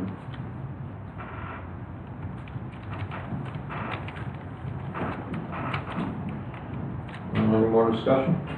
All those in favor? Aye. Opposed? Ayes have it. I have one question, Mr. Chair. We discussed this a while back, of having one camera headed down that hallway. I don't have a copy of that. Okay. I just added it now, but I know we talked about it last time. I don't see anything covering this hallway down here. We're coming off here on an angle. I'm not sure where that's an outside. This is thing, outdoor, yeah. But there's nothing really going down this hallway, which I think is important. Well, yeah, this is when there's a hallway here. Yeah, somewhere in there. Actually, here's the garage, so I mean, the hallway's right here. Yeah, true. The roof has So we're this- covered with the foyer, we're covered with the, And this camera is just a little too far forward. yeah. Now, the garage is kind of exploded too big, because you have office, lunchroom, restroom, Well, and a garage, but that'd be the whole. we could take this camera and move it back here. Sure. I mean, you have, this entrance is pretty well covered. Right, These cameras are gonna pick whoever's coming up in this. exactly. So this camera can just be moved back here, shot right down the hall, which the hallway is right here. Yeah, that'll work. So then there's no extra camera. Okay? Okay, Bill? So We'll take this one over here. Yeah, that's BC, right? All right, Mike? So it would be somewhere right about there. And just get that, Wherever it's a line where it could look all the way Get through. a straight shot, yeah. You wanna see all the way down. oh, you wanna see all the way down? Yeah. Well, it won't if the door's closed. Yeah. It won't look through the glass? Well, it'll look through the glass, but it's only, you've now narrowed its vision. You'd see something crossing and moving around there, wouldn't Yeah, well, you? No? if you wanna see down that hall, I would put it on the other, in the hall, maybe coming this way. That's why you don't need a camera in this room. There's a camera by the door here, okay, the main entrance. So we could take that camera and put it on that side, or looking this way from the garage, Taking which camera out, which are you? the one that's in the room, in this room. That one. Okay. Or, Yeah, true. The FOIA camera would pick up anyone coming in here in the first place. it won't pick, the only thing is it won't pick that door up, Right. or those windows. And, you know, that's the whole thing about security, you wanna be able to cover every entrance, they can't come through the brick. But you've got it covered outside for the windows. If they were to come in close enough, we'd be able to see that wall, right? As you can see, we're covered both sides. All the way around, so. Well, on Here? I don't think. Oh, not on that side. Not on that side. So we'd have to expand. It's a solid wall. Let me look at what we have here for cameras and.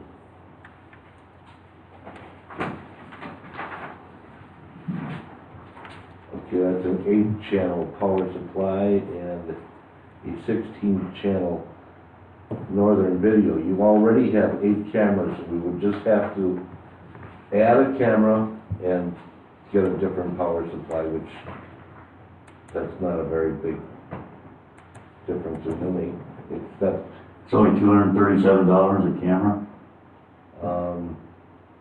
where does it say that? right below 8 on the bottom line. List 237 each. Indoor dome cameras, digital wide dynamic, Right. 8 foot, at 82 foot Right, high range. $700 for 4. And you put 4 into 700, that's what you come up with.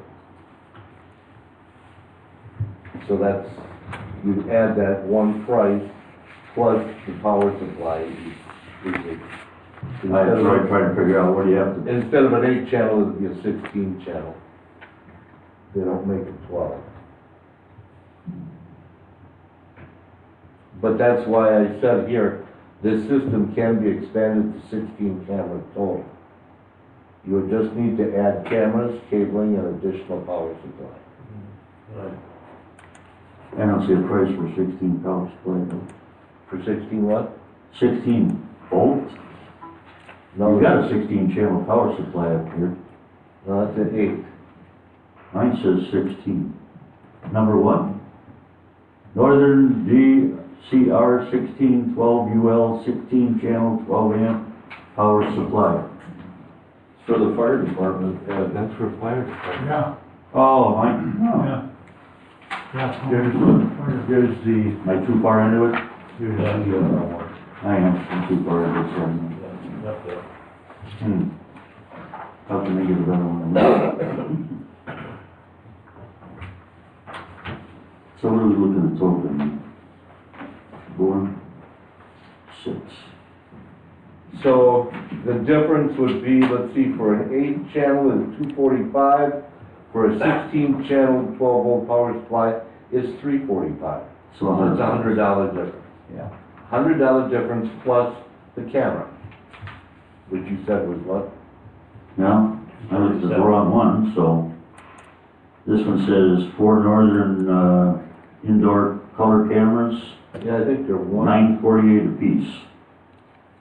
No, those would be. No, it's.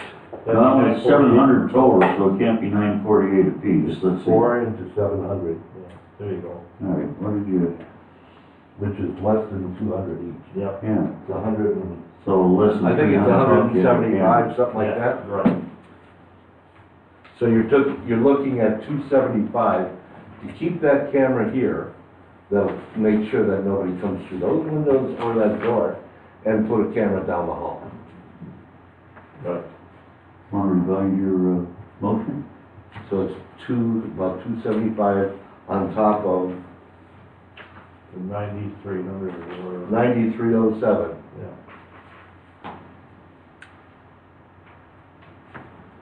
9582, 9600, not to exceed. Yep. That gives you 95 what? 9582, I guess, 275 for the, you said $100 for the thing and 175 for the camera, that's Right. 275. And at the 9307 is 9582. Let's revise that to say not to exceed 9600. There we go. There you go. Yep. Give wiggle room. Can you just make a new motion, because this one's passed? I'll make Rescind it? No, just, a new motion. Just make a motion to rescind and So restate. we'll just send the first motion and make the same motion, but add $275 to that to make it actually 275. Make the number 9,600 even, not to exceed. second. Is that good now, Bill? You get your extra camera, Mm-hmm. putting down there, everybody's happy with that? It's You gonna said make the budget 9,600, right? 9,600 not to exceed. Not to exceed. Now, the other question would be, is where do the electronics go? We gotta vote on that first point. Oh, okay. All those in favor? Aye. Opposed? Okay. Okay, where do the electronics go? So what you have here is you have a power supply that is approximately this big and it's wall mounted, it's a metal locking cabinet. You have You did it a right. video monitor, You did it right. which is,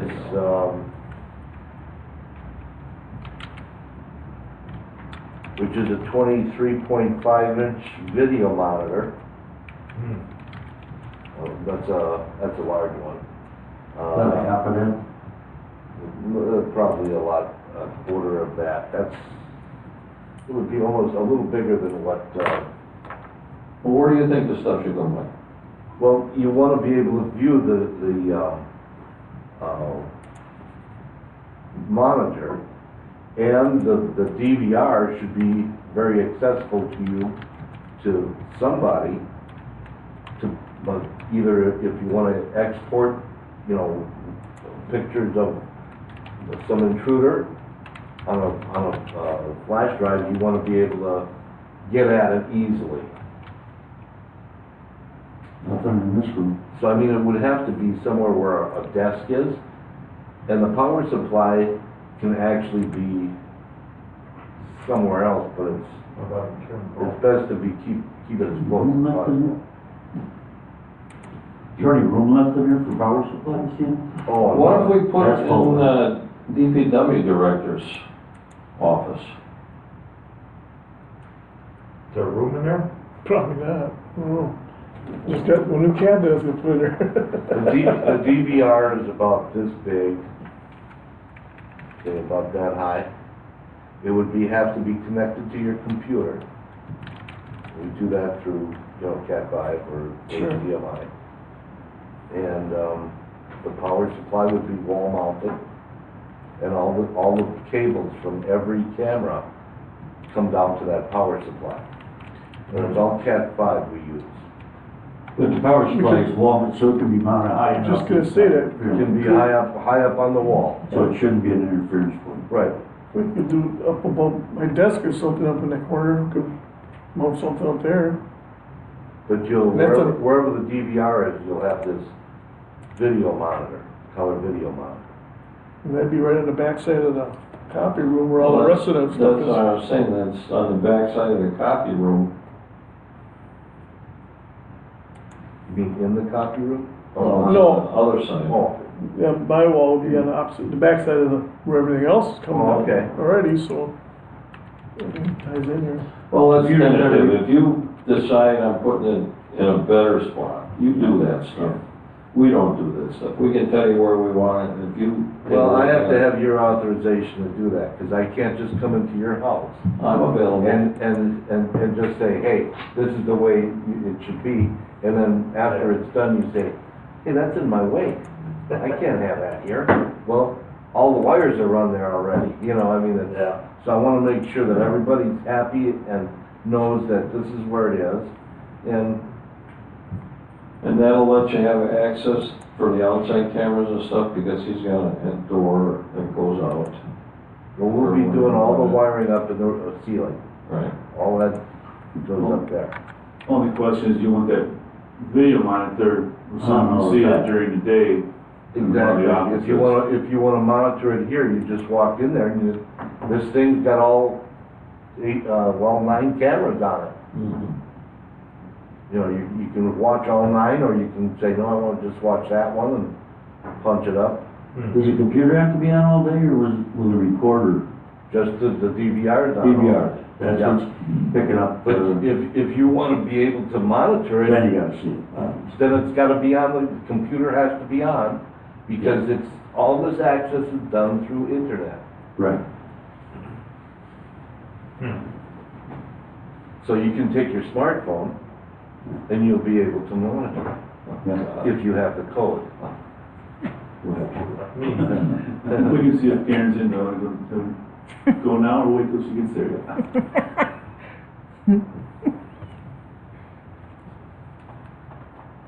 So it's in your room? It's up to them. We say we'll give it up to John to show him where he wants it mounted then? I think we leave it between John and Karen to decide where it's Yeah. gonna be best for, 'cause they're the ones that are in here the most. Yeah, it's gonna be in their way of things. Yeah. Do you want in your room, Karen? No, I'm gonna monitor by my phone. Yeah. You can have a camera. You'll have a real small picture. I don't need a big picture. Yeah. And if you have a tablet, Dark is like good. tablet, it's probably better, but, that's why it's a 24 minimum. Yeah. I mean, we even have bigger screens that, when we put 2 cameras in there, the pictures don't, Yeah. When you look at your phone though, can you pick the channels you wanna see, or? Okay. you can pick the Because otherwise, you'll be able to pick the camera. yeah, because it wouldn't be able to. How does that compare with what the average bank says to run out there now? 'Cause Probably, well, it's all high definition. It's new technology, it's called TVI. They've learned how to send high definition, 1080p down standard coax. Not using fiber, or no? All down standard coax. No, So we've got the location now in John's office? We can make it work. All right. So, you got everything you need? Yep. All right, thank you, Mike. Mm-hmm. Next invoice, True Green, item J, invoice. Bill, I think you wanted that one on there.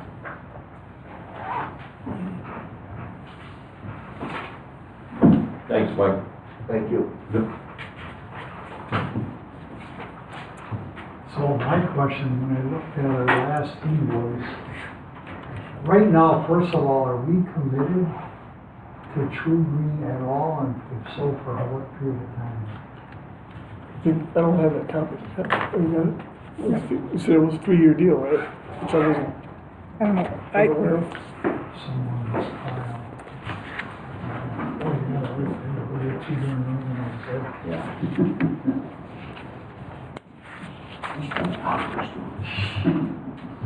So, 3 years here from the date. So was 16, 17 this year, and 18. Be 3 years. See, it's got another one of those notification clauses in it. Well, that's something that we've been doing since I've been here, as far as taking care of these fields, but Because I don't know, as I see it, one weed and feed, let's say mid to late June per year, the properties I've dealt with doesn't as good as we need, especially considering we're only doing ball diamonds and soccer fields, things like that. So that'd be the first issue. The second one is we got all the summer help out there. If we had some kind of a pull behind spreader, what could we do the same job for once a year? I think we need to look at that because we're looking at some big bucks here. How many square feet we're looking at versus what we pay per bag or whatever, we'd have to find out. But when you're looking at $3,200, $3,300, first of all, like I said, 2 feedings a year I think is overkill to coin a phrase. But then the second thing is, like I say, it seems to me we've got the labor out there. Go behind the tractor for a couple of hours for a buck, I think it's well worth it. What do you do, Jeff? Yeah. On your golf course? Not enough. Oh? No, ideally you wanna do it twice a year, because you're getting in the spring for the crabgrass, and fall is the best time to treat the weeds. But, 2 apps, I mean, if you wanna look and have a decent 2 apps, applying herbicide is ideal. The only reason, I just kept it because that's what Doug was doing previously, and I just, just went with the same. Well, anyway, you look at it, it's just a 3-year contract. Mhm. Yeah. It's good until when, for 2018? Well, it was signed in 16, so 16, 17, 18. Yeah, they won't expire till 18. Yeah. So we're still on the hook for next year, Bill. Yeah. Then maybe we could go out and find, Well, I have to look into seeing how much doing it ourselves would actually cost us. Yeah. Start getting some ideas of equipment and, Well, summer help take care of the spring. What about the fall? yeah, that's just a tough one. They're gonna be, they usually leave, early September, go back to school, so kinda lose them. And that's when you're applying it. Yeah, I was gonna say it's typically after that, so. when do they usually do the fall one? When do they usually do that, October? October? Yeah, I think so. No, it's usually before there's a frost. Yeah. Okay. But if you don't do that, you put the stuff on in the spring. And I did that one time trying to be cheap. Yeah. Well, You don't catch I the don't weeds. know exactly what properties are they doing here? Are they doing town hall? Heather Ridge, all town hall, rugby, and field up How here. many acres is that? Well, geez, I don't even know exactly, but Can you ask them for a better breakdown? What we're getting for this? okay, I think that's what we need to look at. all right. It's all of this over here. What we're getting, Plus what that they're, ridge, that, Yes. I wanna know that's a lot of acreage. areas they're doing, what type of, amounts of fertilizer they're using. That's what they say they're using, the broadleaf weed killer It's a and weed crabgrass feed. ratio weed feed. Mhm. And so we make sure we're getting what we're getting. I'd like to know, I'd like to see it. Well, they guarantee it too, so if you got Yeah. weed breakthrough and stuff, it's. Have you noticed any difference, where there might have missed some areas or anything, John? No, I think you guys are doing a pretty good job, actually, there's some corners down, yeah, I mean, they probably don't hit every little corner Yeah, down in the no, I'm just deep saying. end, but, yeah, you'll see dandelions and stuff creeping up there, so. As far as the fertilizer, this year we probably didn't need a lot of, the weed control more, just with the water. Cut and take the water away. Yeah, I don't know, it's How's that feel doing down still pretty wet, we managed to keep mowing it, but the far end down there is, it's a lost cause. there? Okay. Yeah. Heather Ridge So, fields are underwater. We got a 3-year contract, Bill, I don't think we can do anything till the 18th, but at least we can find out what they're all doing. Are they doing Start granules, from Sean? They're there. not spraying that all. It's granules. Granules, Yeah, yeah. okay. So, and that's another thing, if they're doing granules on dry lawn, you're not getting the broadleaf weeds. I've had that experience. You gotta get it on when it's damp out there, right after rain or dew in the morning. You throw it on there midday or later, you've got a good fertilizer, but a weed killer, you know? So I think that's, they say that's weather dependent. Yeah. I think that's why. Maybe. I don't know. But again, we're not trying to maintain a golf course, we don't want the fields to look shabby, but by the same token, I think we. I'm just afraid you let it go, then all of a sudden you got weeds just, they're crazy, you know? I mean, if you could back off, like I said, I think typically you wanna do it twice a year. You know, that's pretty typical, so. Okay. So, all right.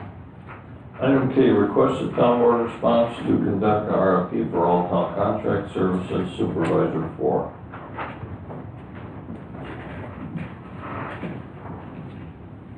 Well, my suggestion, we discussed this once before,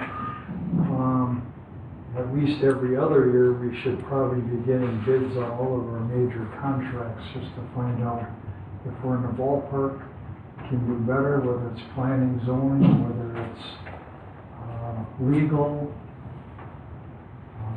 assessment, building inspection. Personally, I feel we get pretty good coverage, assessor-wise and building inspection, but I still think we owe it to the taxpayers to have some kind of comparison, maybe on an every other year basis. Because right now it's impossible. If someone approached me, I couldn't tell them whether we're at a good rate per hour for these people or not. I don't have a clue. Well, what do you want to do then? Well, what would you like to see done? Well, we had someone notify Karen a few months back proposing some planning services. Get someone like that in here, tell them what we're looking for, here's what our planner does now, here's what our engineer does now, what would our cost be per hour, what items would be included, is every phone call a charge for 15 minutes, or right now, like I said, I'm saying this out of pure ignorance, because I don't know what good rates are out there. I don't have a clue what a good planner would charge, a good attorney, or anyone else.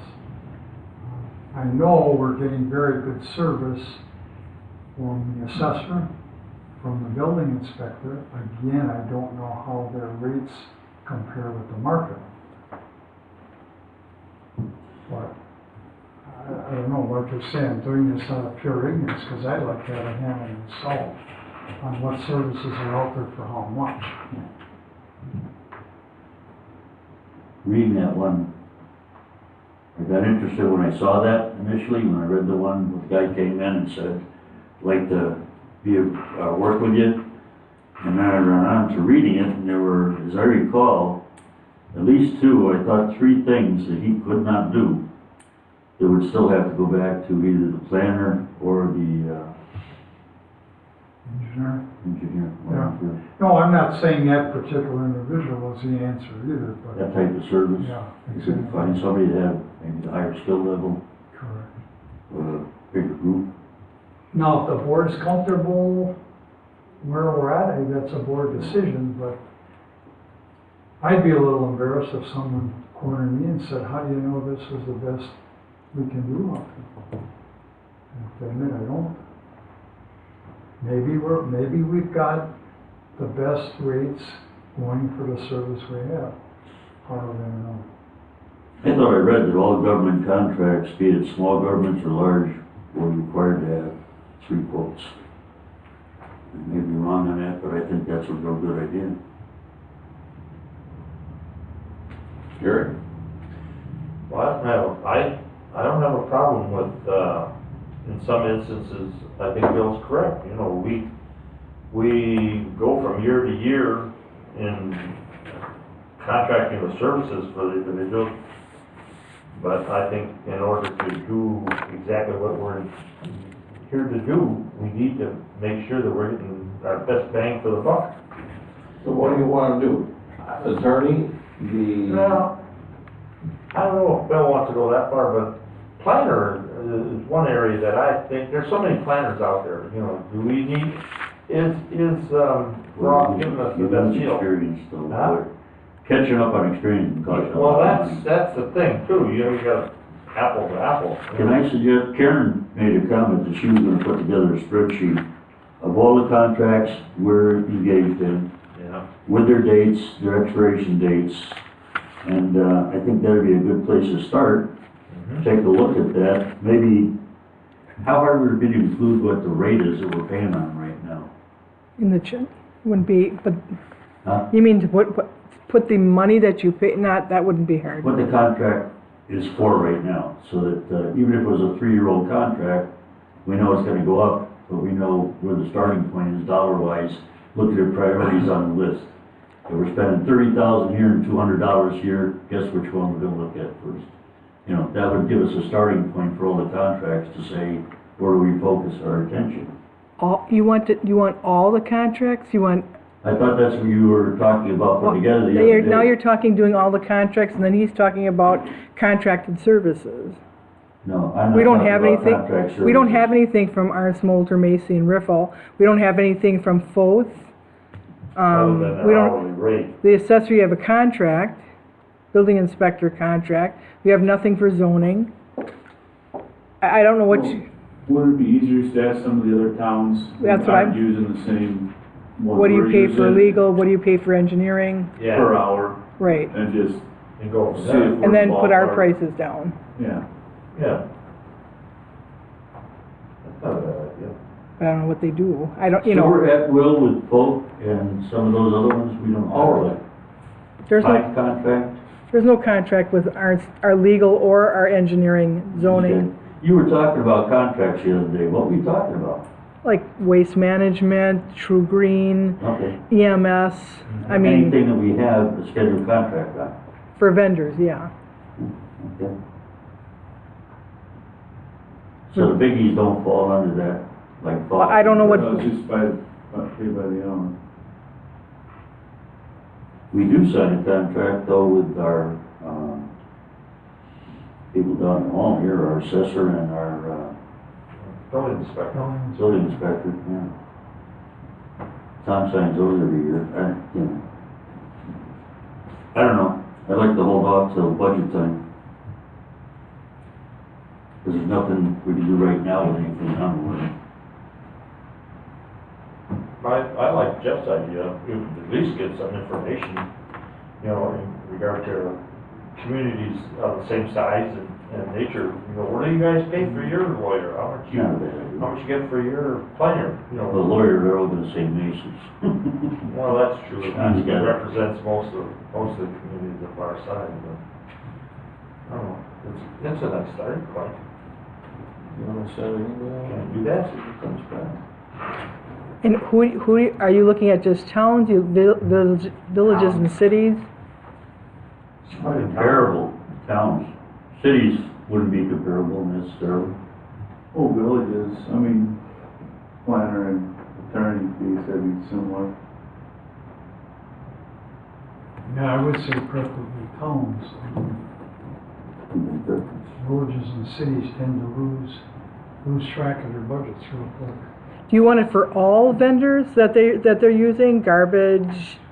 What are you looking? Well, like our refuse and recycling, I think we did a pretty good job of studying that, what was it, 3 years ago? Yeah, we got several bids. We did our homework and saved the town, I think, quite a bit on that. But what do you want me to look for? Is it just legal, planning, engineering, assessment, building inspection? Yeah. Okay, assessment. Well, now, building inspector, actually, it's all mostly chargeback stuff, if I'm not mistaken. In other words, we have a budget for a building inspector, but most of his stuff is chargeback, correct? For the building inspector, no. Yeah, they're paying a building inspection fee. Wait, yeah, but you wanna, Permit you fees. probably wanna see what the cut other communities get. Right. The ratio cut for people that have.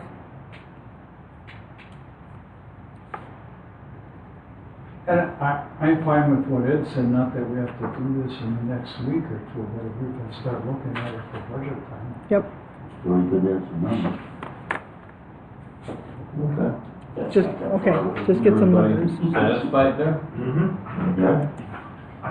All right, authorize town chairman to sign the intergovernmental agreement regarding the settlement of certain unpaid assessments. Okay, you guys read this at all? Did this used to be the county collection agency? Mm-mm. I didn't understand what this is all used for. This is I for understand what the, it said, but I don't know what to use it for. there were 9 municipalities within the 37 of Waukesha County that the county had issues with, some of which say they had a $400,000 special assessment that wasn't paid, and the county had to collect that payment if there was a foreclosure. This has nothing. I mean, John Macy made it to be all, Yeah. we're researching this for clients. What's it do for us? This has no impact. We have never had, the highest special assessment we've ever had was $6,000, or could have been $6,000, but that was paid. I mean, this contract has no effect for the town of Vernon. So it's like an insurance policy if I read it right? It's, the county doesn't want to be on the hook, which I don't blame them for collecting a special assessment Yeah. for a property that they're giving it to the municipality and they're left out hanging. They have no problem doing the collection, but they're not going to pay it out until, you know, that they're going to cover themselves also. Yeah, they want other. There's that I understood. a process. It really doesn't affect us. No, I kept trying to think, where have we done this? What? And I know Town of Waukesha is putting it on their agenda tonight because John Macy's not there. And I know The John, only thing I'm just wondering is this one of these things, once you're in, you're in? Yeah. well, and I did talk to Norm, about it, but I did talk to Candy quite extensively, and then, you know, but like I said, you're welcome to call her also, and she can give you the explanations of the scenarios, which has no impact on the town of Vernon. But, I mean, that would be one thing I'd suggest to you, you know, that you'd probably talk to Candy herself. She's our director of tax listings at the county. I don't think Norm would get on the phone. Norm would tell you the scenarios and the concerns that they deal with, because obviously from his perspective, he doesn't want to put the county in any bad position either. But this truly was derived for the 9 municipalities that the county did have an issue with. And this one also carries that clause on page 2, item 5.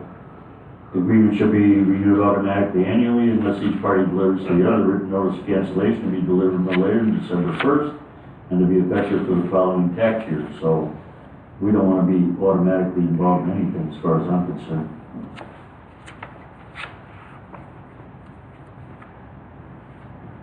What happens if we don't sign this? No. No, I'm going to suggest we don't. What happens if we don't? I can find out, I don't know. I didn't ask that.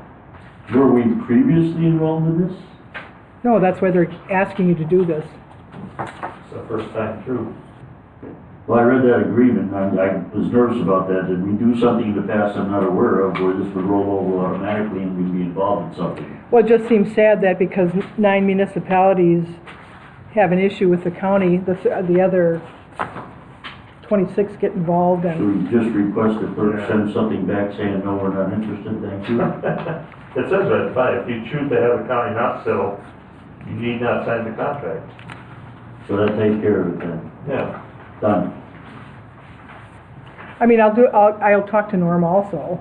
I mean, to see if there's any, Talk to them a little bit. but it doesn't have any effect.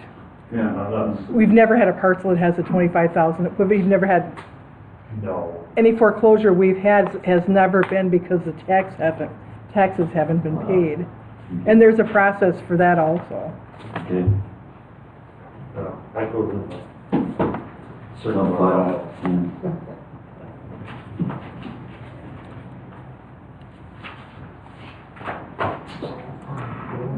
Okay. Item M, authorize town to sign a True Green agreement. What's that on there for? With It wasn't signed by the town board, but you know, it's kind of a mute issue. Yeah. Yeah. You're not No, gonna get, It's in force now.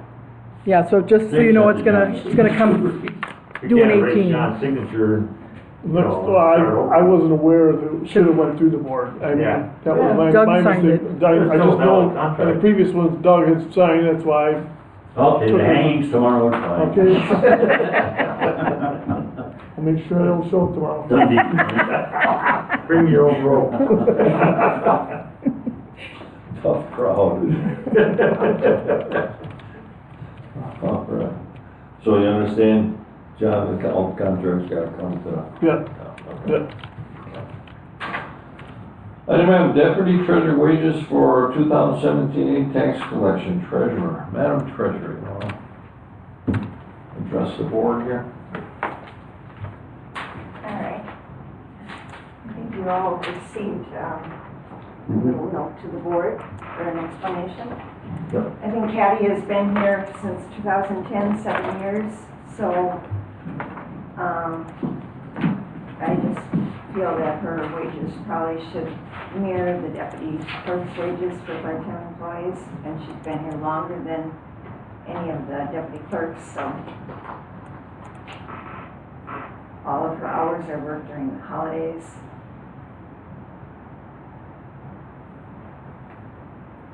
If we did raise that, would you be able to take, let's see, your base, that'd be about $77 you're looking for? Well, You had in there? based on 51 hours, which she worked in 2016, Mhm. it would be, that would have increased $77 more. This year I plan on adding a few more days, so on top of the $77, I'm anticipating maybe $50 more. So $125 more. Gentlemen? That's how it would affect the budget. I have no problem with that. Well, you gotta remember, it's, you know, Patty's a wonderful person, and I know Patty, but this is Could be somebody not, else, yeah. this is not, well, it is for Patty, yes, But it's within the budget? it's written, I it's have- for a worker that could not be Patty, be somebody else. So, it's the position. Somebody at the window at tax time, basically, is what that amounts to, correct? For the scheduled tax collection days. I am here every day. If someone comes to the window and wants to pay their taxes, I take them, not a problem. But for the days that we schedule tax collection, you know you're going to have the majority of people coming in, so people don't have to wait. We have 2 people here to handle that, and we get them through rather quickly that way. I mean, we're busy all day long, but we don't have people, you know, standing in line through the door. Nothing worse than having to stand in line to pay a bill. It's bad enough you have to pay the taxes, but stand in line. You know, our people are pretty pleasant when they come in to pay their tax bill. Very Just to keep the pleasant. taxes low enough. They don't That's it. complain.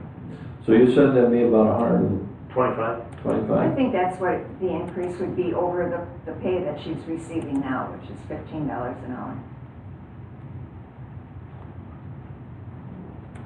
Okay, gentlemen? Where did we end up with that, dog license fee issue that came up kind of out of nowhere and bit us? That was a That's non-budget next. item, correct? That's next. That's next on the agenda. I'm sorry? That's next on the agenda. This is, we're dealing with the assistant treasurer. No, I understand. I'm just kind of looking at the whole budget picture, you know, trying to get it in. What percentage of our taxes are collected by the bank? Do you know? I actually could pull that up, and I can give it to you in your mailboxes maybe tomorrow when I come in. Put that in your mailboxes if you want to see how much was collected. I don't have how many tax bills. I would only be able to give you a monetary amount. Well, I'm just wondering in numbers of taxpayers, that's all. I don't care about the dollar amounts collected. Yeah, actually, I did start calculating that too. I might have that information for you too. Majority is collected here by far, and the mail. But the bank is collecting more and more every year as it becomes more popular. It is Right. convenient for people to just run to the bank, especially if they live really close, or they want to pay on a Saturday, which some people want Saturday hours. I've checked around. There's no other towns, no other villages, no other cities that collect on Saturdays, but I have considered having Saturday hours to accommodate these people. But then we are here alone then. We might have security, but we're still here alone. We can always go to the bank on Saturday morning, you're open until noon. They're open till noon. So it's an option, it's not where you need to be here.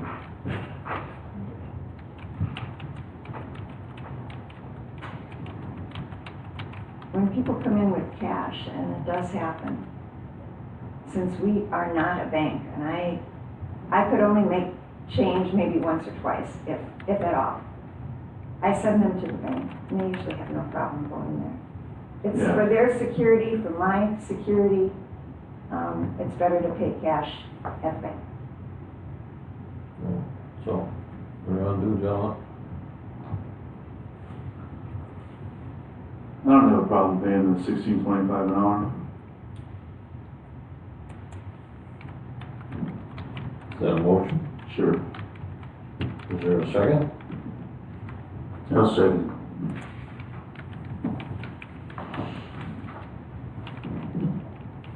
Any more discussion?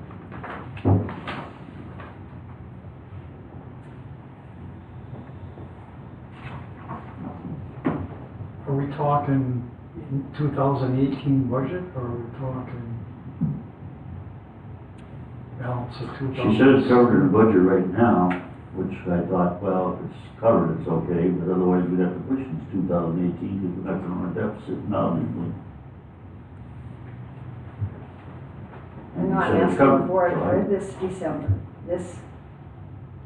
But you, 2017. like Ed said, you've got it covered in your budget. I have the money in the budget. Then I think it's, discretionary in my mind. yeah. She's entitled. So it's been moved and seconded. All those in favor? Aye. Opposed? Ayes have it. Okay. That's that one. Late fees for dog licenses.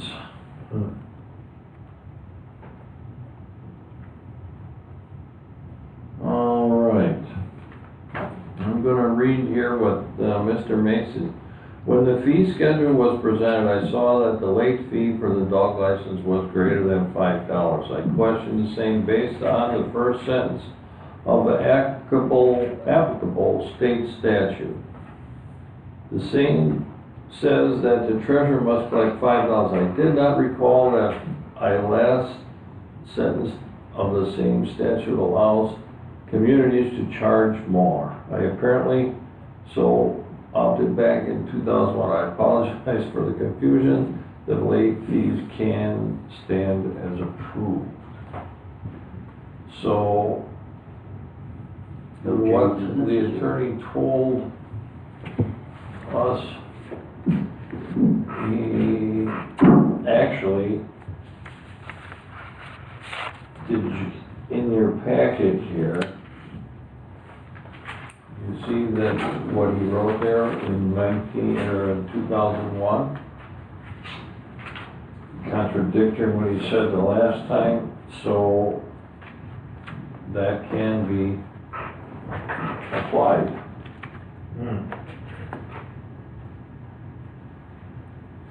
So we're okay with the number, Middle.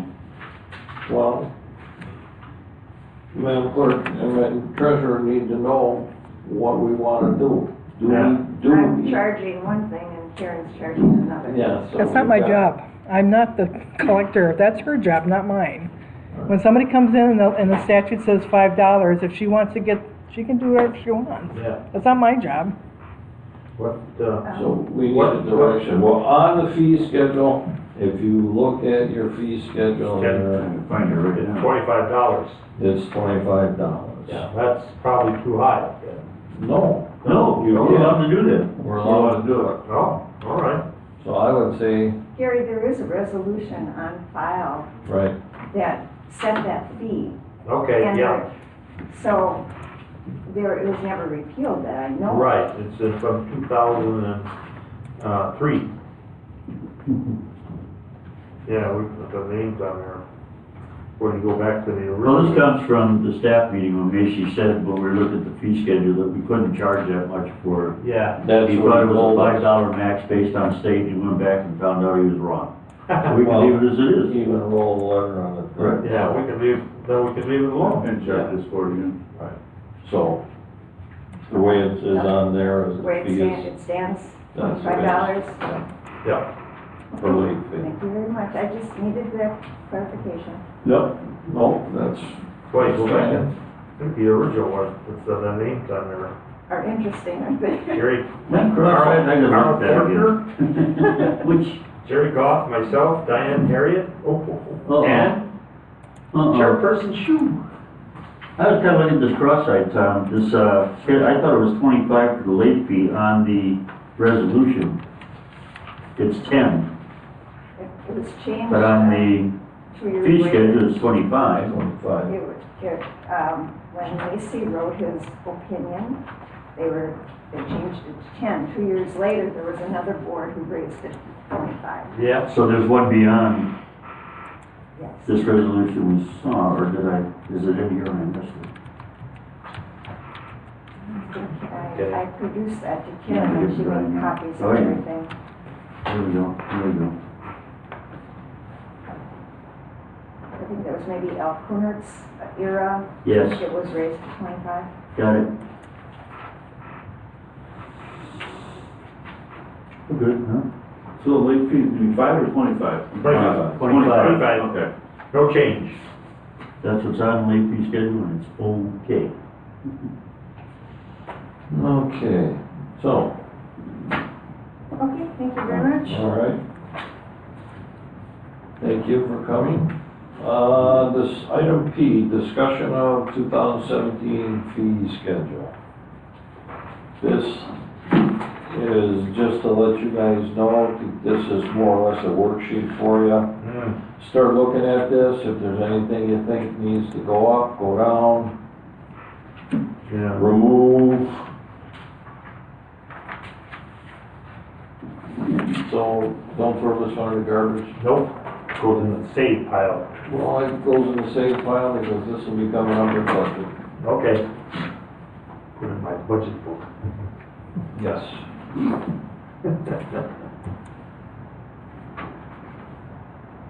Anybody got any comments or wanna, as long as that's an agenda item, any comments? Mr. on it? Chair, I have a question going back to the fees we were talking about having to do with animals. There's 11.07, parentheses 2. What is an administration fee for reclaimed animals? What is that all about? I think that's, 21? that's, if your dog gets captured by the dog catcher, you have to pay a fee to reclaim him. Oh, for your own, Yeah. okay, reclaiming your own pet after Yeah. it's been picked up. Yeah. Gotcha. I think some people are, their They dog. want a doggy jail. Pardon? I had to do that with mine once. Yeah. Do you pay that here, or do you pay that? I They paid had it, a kennel. Right? Oh, thanks Humane for clarifying. Society. So why is it, How much was it? It was cheaper to get him, call me, go on vacation, come back and pick him up week later. Readopt them. They charge for daycare for dogs these days. Oh, yeah.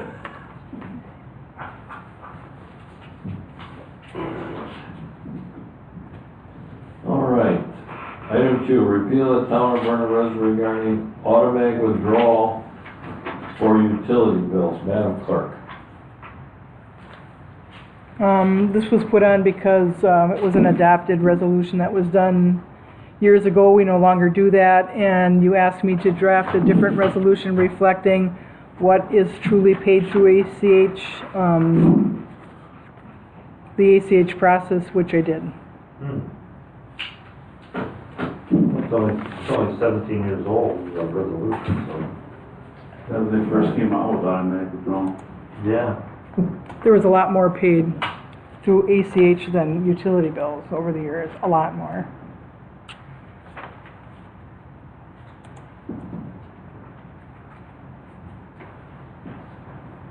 What this has in here is chapter 23-4, revenues and expenditures. The budget gives the town board the power to establish certain payments by a separate resolution.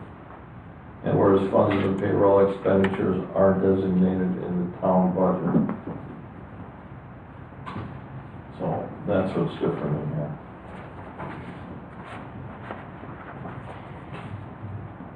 And you don't have a choice. You don't have a choice from the state or the federal government. You can't pay those by a check. Garnishments, Wisconsin retirement, health insurance, It has to be paid electronically? that's that ACH approval you do every month. I give you Yeah. that report and I give you Yeah. the actual bank statement. Yeah. So you can actually see what's in the software and you see what's in, you don't have a choice. So this is And if they change the law, then it's the whereas, it says whereas the town board reviews and approves all automatic withdrawals from payroll taxes, deferred compensation, income continuation, health insurance garnishments, and retirement expenditures. But if the state says something else, well, then we'll have to redo the resolution to put that in there. See, 23-4 was that everything, make sure that the town board sees everything that comes through the town board. So,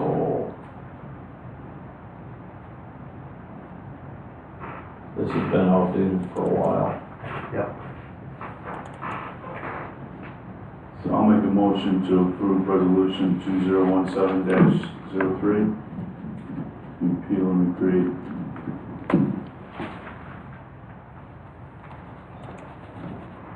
Okay.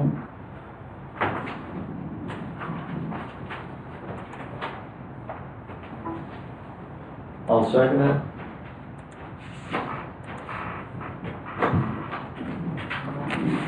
You're referring to not repealing? Is that correct?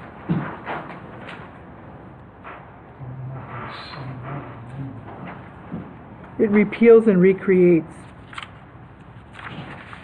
We're doing this. That's what it says on the top here. This resolution repeal and recreate resolution 009 entitled automatic withdrawal.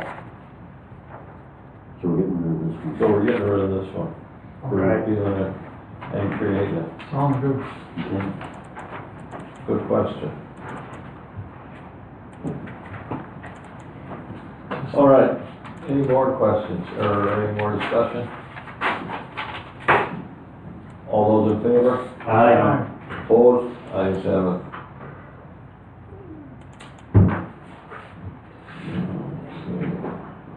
Cool in here.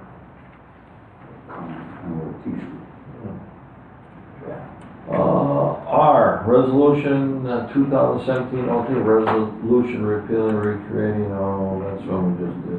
Expenditures of money, ACH withdrawals. Bartender's license for Gina L. Oleski? I thought it was Olsek. Olsek? Yeah, this, when we amended the agenda, this young woman came in and just lost her job, needs a job, and the bar owner that has this restaurant is having a hard time keeping bartenders. You can see everything's in order. She's got her class completed. She has no criminal background check. She's never bartended before. She worked for the post office. So I emailed this to you in your email, and then the information's before. I just, in both cases, felt compelled to put it on the agenda, get her license approved as soon as possible for her and the bar owner. Does it matter that her address is incorrect, Karen? There's no city of Tishigan. Well, that's there's a lot of people that live in Norway, Waterford. You can't, there's people that live in Vernon and are very upset that they can't put Vernon down. So, I mean, if that makes you feel better, I can have her put Waterford down there. But there's a lot of people that think Tishigan or Wind Lake are actual municipalities. Right. And they're nothing, yeah. Won't find them out. So that doesn't bother us as a No. board. We do have, just so you know, we have copies of their social security and their drivers, all bartenders. Okay. So we have the accurate record on file. The whole 9 yards, right? But we can have her come in and write Waterford on there.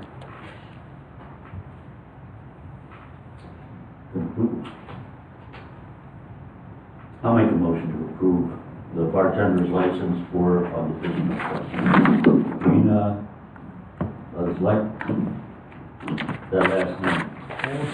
Olsek? Is that how you pronounce it? Olsek? Yep. I'll second Any more discussion?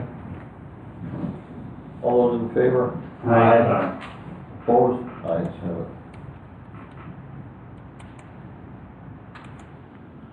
All right, correspondence, I have none.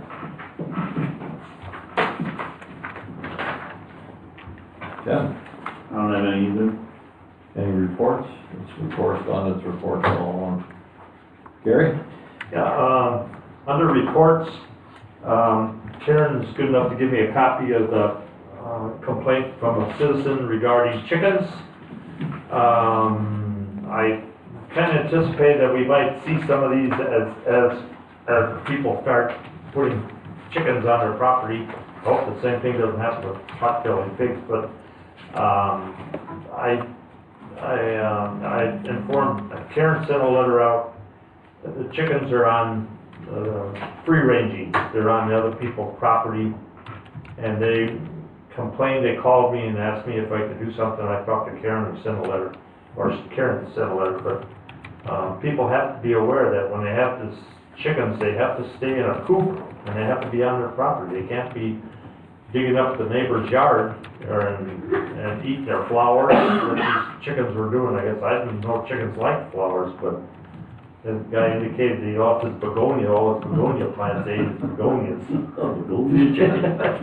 But I said, and he said the neighbor was not cooperative. He did deal with the neighbor, and he said the neighbor just said, well, just chase them back onto my property. Well, that's not what the ordinance says. You can't just chase chickens, they have to stay on your own property. So hopefully that'll resolve the situation. And then Ed and myself, Ed will explain more about another complaint that we were both involved in here at the town hall. So that's all I have. There's a public health and safety meeting this coming Monday night at 6:30 here at the town hall. If anybody has anything that they want to bring up at that meeting, they're more than welcome to show up and give their opinion. But other than that, that's all I have, Mr. Chairman. Thank you. Ed? As Gary mentioned, we were in here Monday morning and Karen was getting kind of chomped on by a gentleman out in the lobby, and she asked us to come in and talk to him. He was making a complaint on Park and Rec down in Heather Ridge. He had several items he was discussing. Without going into great detail, he also said that he had a bunch of other people, neighbors, Right. that reps and such that work on the group down there that would be happy to file a complaint. Gave him a complaint form and asked him to get it signed and put it in, make it official.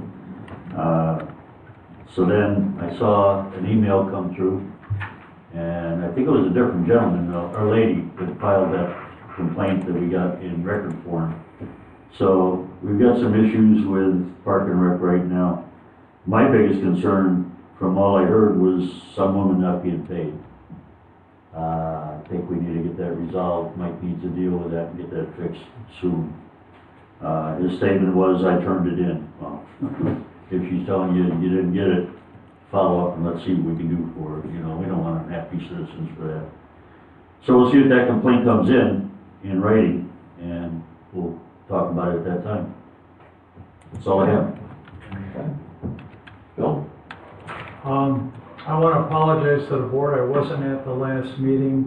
I did have 2 meetings with committees with Speaker Ryan, had some very interesting discussions on where healthcare is going and the budget, so I don't want to spend a lot of time right now, but very interesting. I think we're in total chaos right now in both categories. We're moving in a circle right now. Is what we're doing. So, but that's why I wasn't here. So. I think transportation is screwing the state budget up. Did you see that? Yeah. And I saw a picture of Pierce on the White House lawn for a president. John? No, I don't have any correspondence, I just. Reports? Going through report, that would be fine. Yeah. Your report. Basically, she had on there for the road program. What happened was Andy Schultz called me from Foth, wanted to kind of get going on their end of engineering, wanted to know what roads we're looking at. So I said, well, before I can give you a list of roads to work on, waste your time, I want to talk to you guys and find out how you guys felt about what you'd like to possibly do for next year. Well, Tom and I had a little discussion, and just, you know, Artesian Avenue came up as one of the main ones that we'd like to take care of. Carroll Drive is also a section that's attached to the Valley View that we just did, and it's terrible. I mean, it's just a small section, so I'd like to see that. And then this section up here, Stonehill Drive and Stonehill Court and the Pheasant Hill Road, Woodgate section also. So those 3, I kind of came up with some numbers just randomly today. The reason that the Stonehill area is a little more, when we got that price for that other section last year of Fernwood Court, Fernwood Drive at Salem, that was quite a bit more than what we paid for the Center Drive. I'm sure because of the tight quarters and the cul-de-sacs and whatnot. So I kind of used that to get a price for this Stonehill. So that's probably quite a bit larger than what it's actually going to end up being. So those 3, like I said, I just threw some numbers in there that were not, you know, for sure numbers, but just to give you somewhat ideas what you're looking at. But those are the 3 sections that I would like to see to move forward with for next year and pass on to Andy to start working on for engineering. I mean, the rest of these, you know, we could entertain any one of those. I guess it's just, I want to see what your guys' thought was before I gave Andy a go-ahead on anything. Okay. You know, even if you don't want to do all that or whatever you want to do, it's just, that's kind of what I would like to see done. Okay. Well, it's your report, and we can't really comment on it because this will have to go on an agenda item. Okay. So give it some thought, guys, take a look, see what he's got here for his report, what he'd like to do. Drive around, get out and walk them, whatever you think.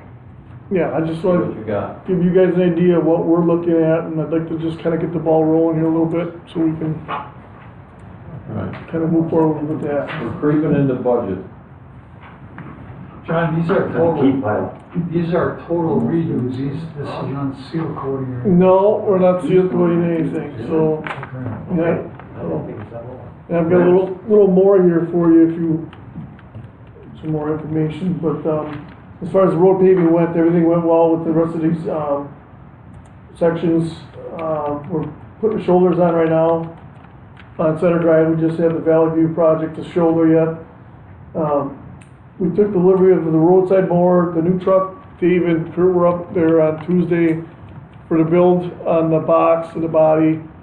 And that should be done in September, first week of September, hopefully. We should be getting that. pretty much that's about it. We had some bad spots on the Valley View project that we had to dig out the base. Quite a bit of work there. We had a couple days worth of soft spots on that section. But, so that's about it for that. And then I gave you the sheet just for the brush pickup, so you guys can compare. Good. So just to keep that in mind. I'll try and keep that up as we go along. How we doing with the Center Road there, the park, that's the levee there with the water? The water was up to the road, which I thought was very odd, because it was, I mean, I don't know, I'm sure you got it back up down there too, but, We've been flooded now for quite a few weeks. well, the thing is, when it's supposedly crested here, we didn't have it as high. And then like 4 or 5 days later, Sunday and Monday is when all of a sudden it went off. They closed it in. Well, and I called Ken down there, and he denied that they were fiddling with the dam, and I said, no, whatever, you had to, because all of a sudden it was backing up. But, Something's changed. It used to take 3 days for the river to crest by us, now it's 5 days. yeah. So now, it's actually going down now, it's down probably about 4 or 5 inches from what it was on Monday. Is what it looked like down here, but no, not that much. We're supposed to get rain tomorrow Right. and Saturday. Right. Yeah. But it was just creeping up under the road here. It didn't get onto the road, so it was real close. So we didn't have any real bad issues as far as Those water. culverts are all good? Everything's flowing very well. Yeah, we just had a few plugged up driveway culverts we had to take care of, but minor. How did that one over in Kruzendorf over there, that one fellow that's got the water problem with the washed out driveway all the time? That was on the. Oh, Carlstead. Or Carlstead up there? Yeah, that kind of washed out again too. Some of them came down, and we're gonna have to readdress that. I think we might end up having to put riprap in there or something to keep that from eroding. That one, we've had discussions in the past on. Yeah. Yes, When that water goes up and over, then Yeah. part of it goes in, part of it Right goes over down another his driveway. Yeah. It didn't, it all went through the culvert this time, so it didn't go down his driveway, but it took a lot of the gravel and stone into his yard beyond the culvert, so He's it's, getting pictures this year, huh? But that's always an issue. yeah, That's a yeah. rough spot. Yeah. And the guy up here at Center Drive, he had half his driveway washed over the new house up here. I think that culvert is undersized, because it was going over the driveway and washed out everything above the culvert. Well, it was a lot of rain. Yeah, well, yeah, it's very This is pretty odd. exceptional, yeah. Right. It seems to be the norm. 2008, 2010, now. Starting to get to be the norm. Yeah. Starting?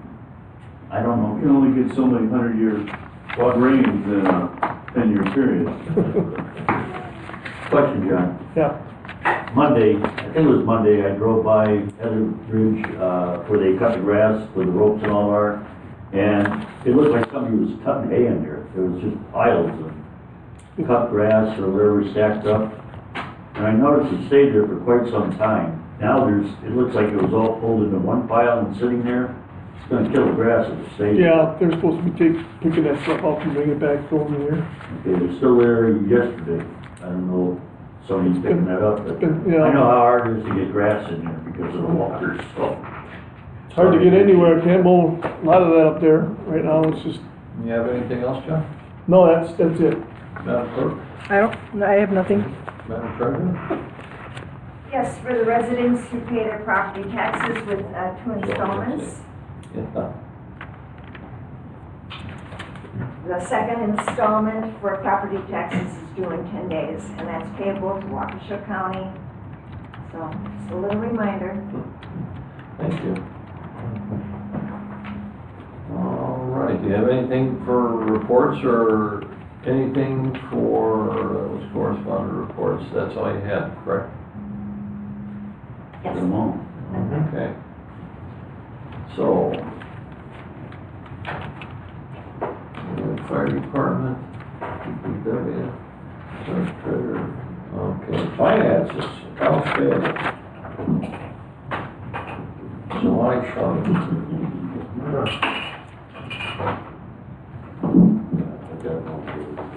Yeah.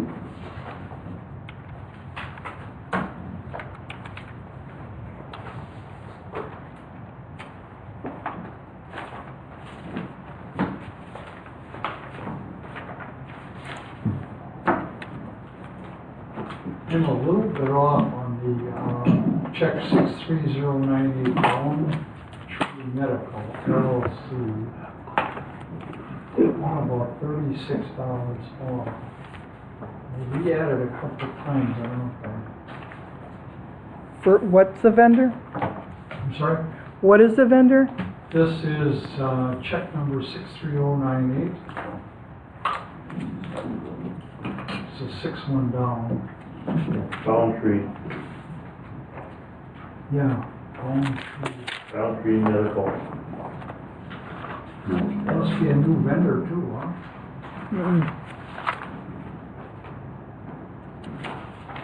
So I'm coming up with 2687.70 instead of 2651.84. You can remember the cutoff on the bottom. Yeah, I'm assuming that was 4017. Yeah, 4017. Yeah. That's the assumption, So, yeah. 1998.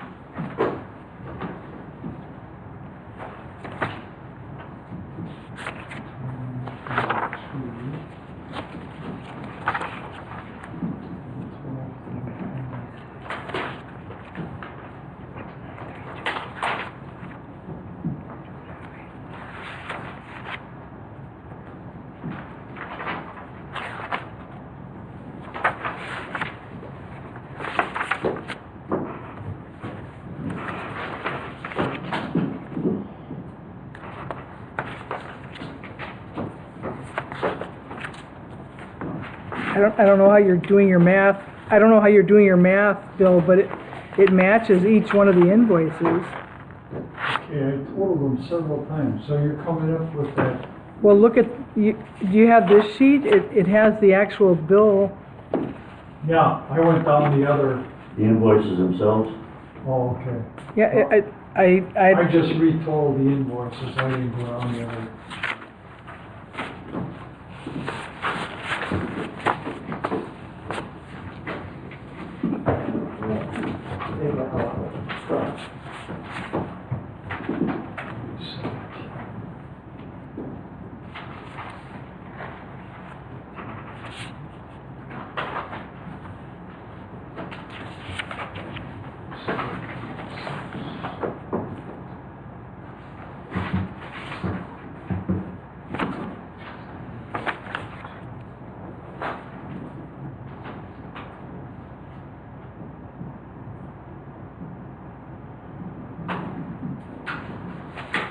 Well, there's one in here for 112.35, doesn't show up on that list of invoices.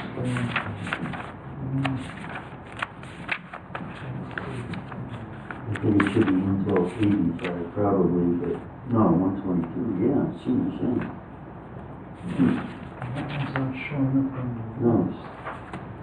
Everything, 656.33. Is that what dropped down in numbers?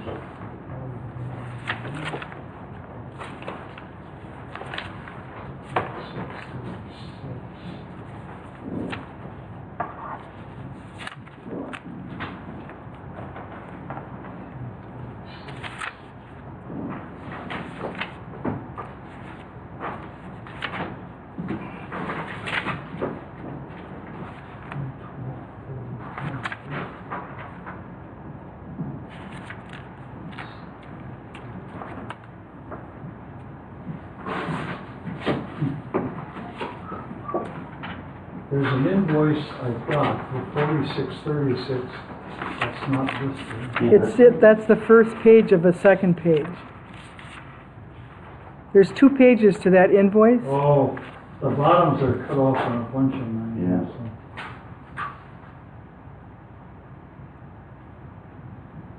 And then 112.35.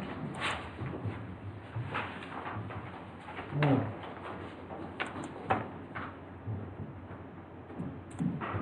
Two, okay, that one's here. Okay, I don't know if everybody else came out or I don't know. No. I got a 122.85 that I don't see, but I got a 112.35 that shows up here.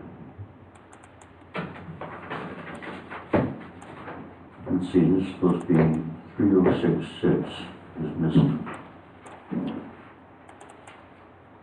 Okay, now this invoice here, that bottom number, it looks like it's totally chopped off. It was 112.35 plus 10.50, which Oh. would be the There it is. 122.85, but you're not gonna see the number at the bottom, No. it's gone. So it would be 122.85. That's it. So that would make the That difference fixes it, there. right? Yeah, I think so. Yeah, it was chopped down, you can see mine, yeah. All right, sorry about the false alarm. Bill, always check your e-packet. You know, because I mean, and in the e-packet too, I mean, we take them right off the invoices. It's just our copy on the bottom where that total was, Karen. Was cut off, but we looked at the top number, the 122, didn't see the 10. Okay. Any other comments? Questions, comments? Your motion? I'll make a motion to approve batch 2017-0720, amount of $60,693.17. I'll second.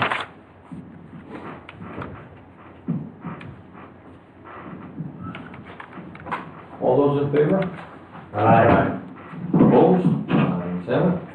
Manual checks, any manual checks, Madam Clerk? $781.28. That was on the back, that was on your, it's in your e-packet. Yeah. It was copied in your regular packet. At the end of your APs were all the manual checks. Yep. It was mainly for payment of, there was one credit card bill that had to be paid for $24, and then there was all the, I emailed that to you also, all the payment for referees, Oh, they're in. Yeah. and the total manual checks was $781.28. That's where it was. I knew I had it.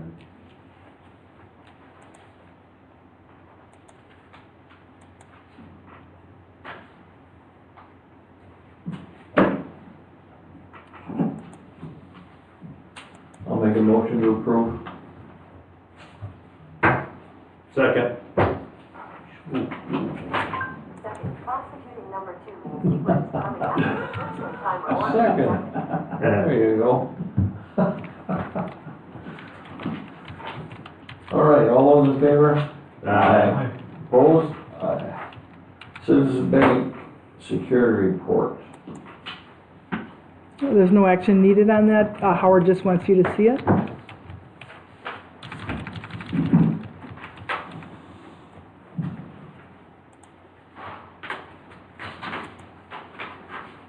Any comments?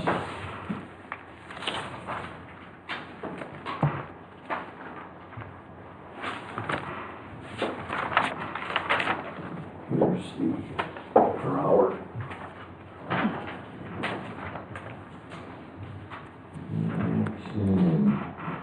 Minutes, July 6th.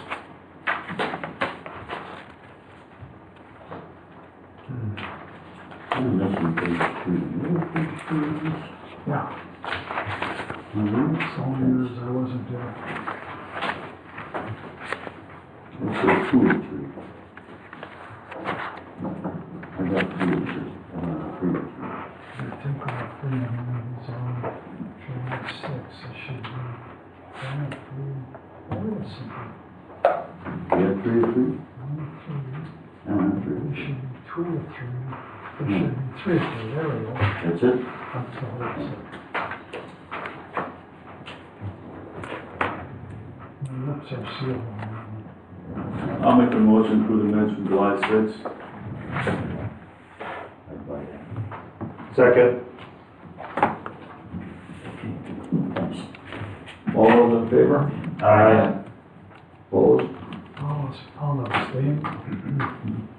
Same, if you weren't here. July 14th. Move we approve the July 14th minutes. I'll abstain, but I notice you have the time wrong on the top. I'll second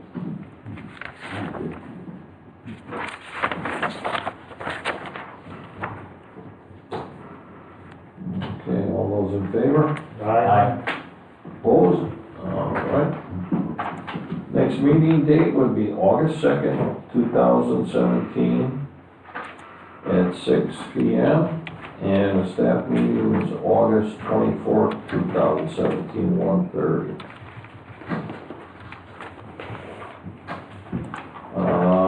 Public comments, are there any public comments? Any public comments? The record shows there's no public comments.